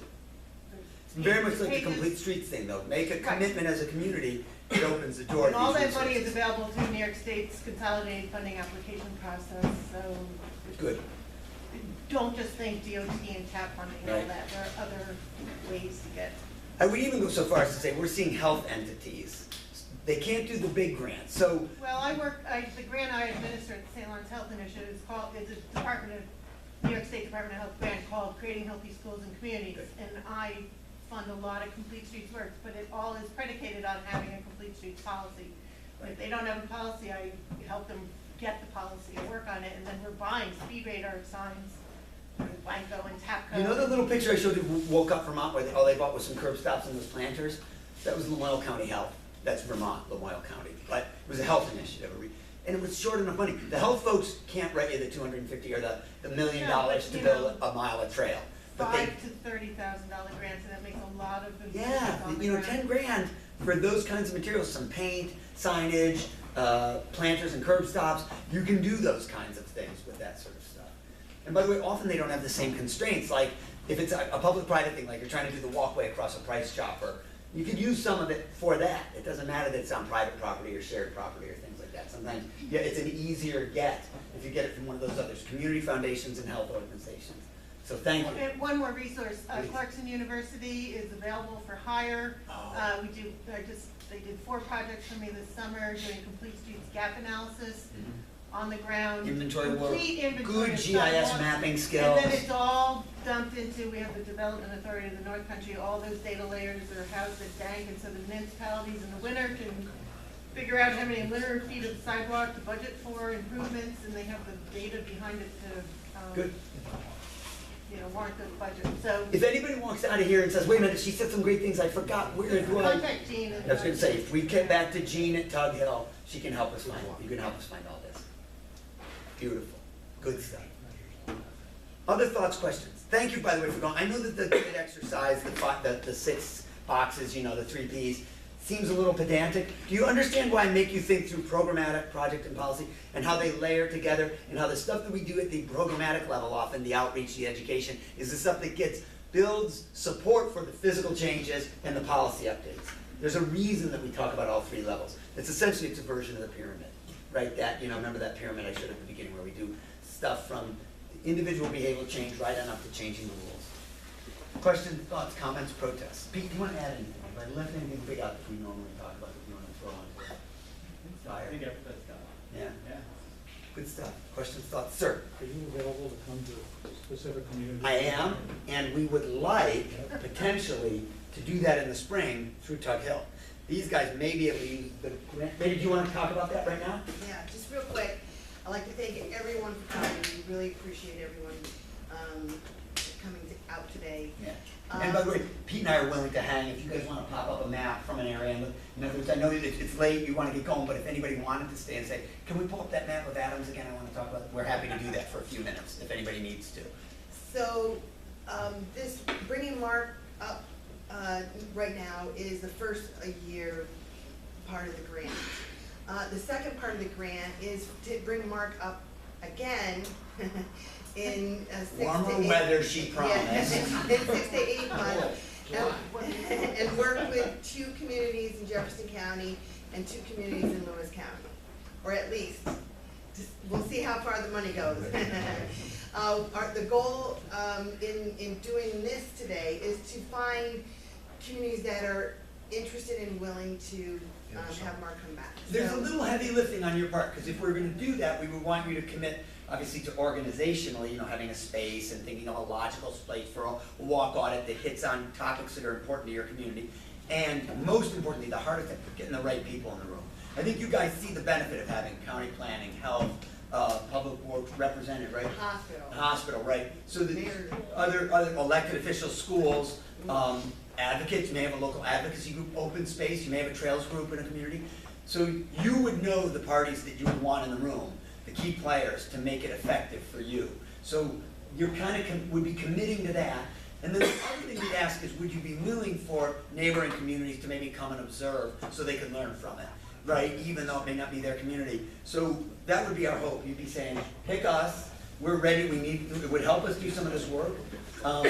We can get the right people in the room. We have some pending areas that would be appropriate for it. And yeah, we'd love to host a couple of our neighbors to send a couple of representatives so they can learn about it. Because then you're spreading the skills. Is that a good summary? Absolutely. Okay. And then the next piece of the puzzle is to have money available for specific projects in these communities. It's not going to be a lot of money, unfortunately. But maybe a mini grant. Yeah, a mini grant. We're looking at $2,000 or $3,000. So you might be able to do one of these pop-ups or demonstration projects. It might be enough money to do one of these demonstrations if that comes out of the workshop in your community. So I think what we'd like to do is, if you are interested, see me, give me a call, and we'll see what we can do. Mm-hmm. If there's too much demand, we might have to rethink what the money is allocated for. Maybe not do so much in those mini grants and do more workshops. If that is going to be more helpful for the community. So again. Because we do, the one thing I believe is, it's just what you guys said and what you pointed, there's a lot of resources, particularly for some of that lower cost stuff, that $5,000 to $15,000 stuff. That's no reason not to move ahead on that. Yeah. And one, I guess, third piece of the puzzle is we really would like to do a little more work in Jefferson and Lewis County, getting the communities, more communities have the complete streets policies on their, at the local level, the town and village level. I think the city is the only community in Jefferson County, in the North County. You said Alex Bay? Oh, you guys have it? Yeah, Oh, they did. okay, excellent. Yeah. It's very casual.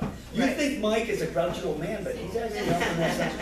I'm kidding. Just giving you a hard time because you're the only other engineer in the room. If I can't give you grief, who can I give it to? You know I'm right. You take that in the spirit that it's intended. Are you a PE? No, see, and I'm not. You're the only real engineer in the room. You're the only guy with a stamp, damn it. So he's the only guy. What that means is, when a drawing, when we're finalizing a drawing for an intersection, the professional engineer is the one who puts their stamp on it, and by the way, has to own it. That's a very serious piece of responsibility. And so I'm not being at all facetious when I say, that's why when I get stuff do you? Are you a PE? LA. Oh, LA. You're in LA. You said that. So landscape I'd like architect. to think they're engineers. So. Don't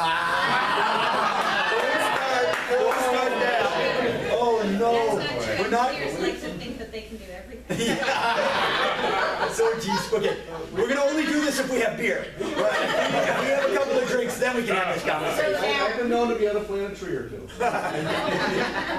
But all kidding aside, this is where I defend the discipline of engineering, only because sometimes I get a lot of grief for being too stodgy or too conservative, and I say, I don't know, and the same, when you put your stamp on a drawing and say, yeah, I'm saying yes to that intersection or that design, I'm saying it meets standards, and therefore, I'm taking on the personal responsibility that, God forbid, if somebody were ever hurt at that intersection or killed, that's on me.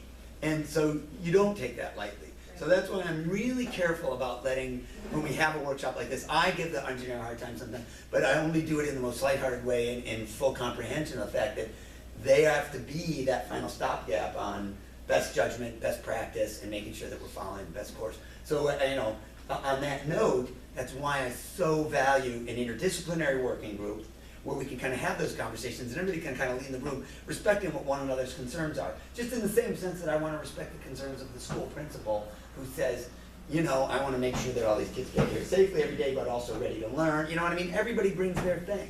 And that's actually what makes us get good solutions when we do that, when we can get everybody in the room. So I'd love to come visit you guys. I would do it the second. Yeah.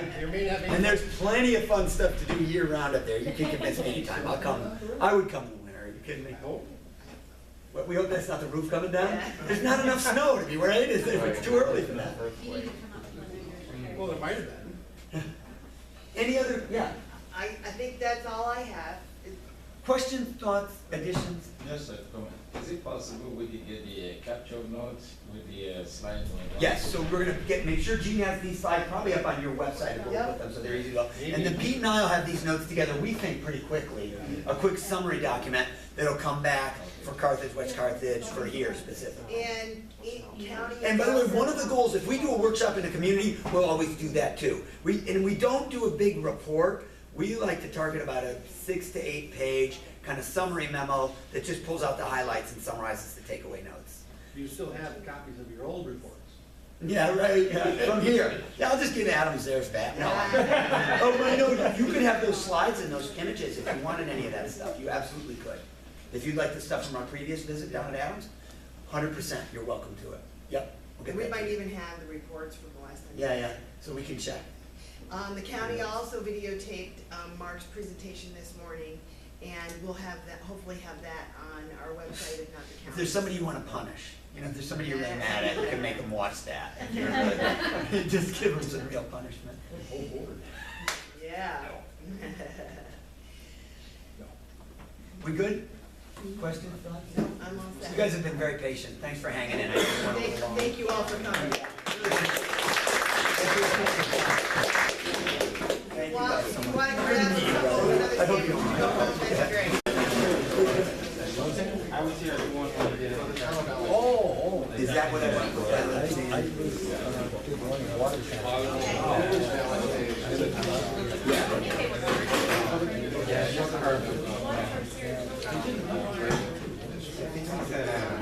Oh, yeah, there's So tell me where we want to come in. That's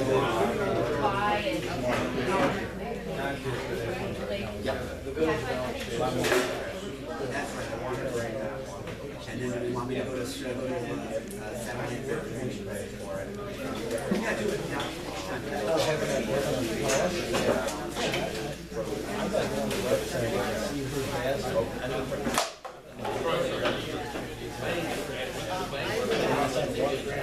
I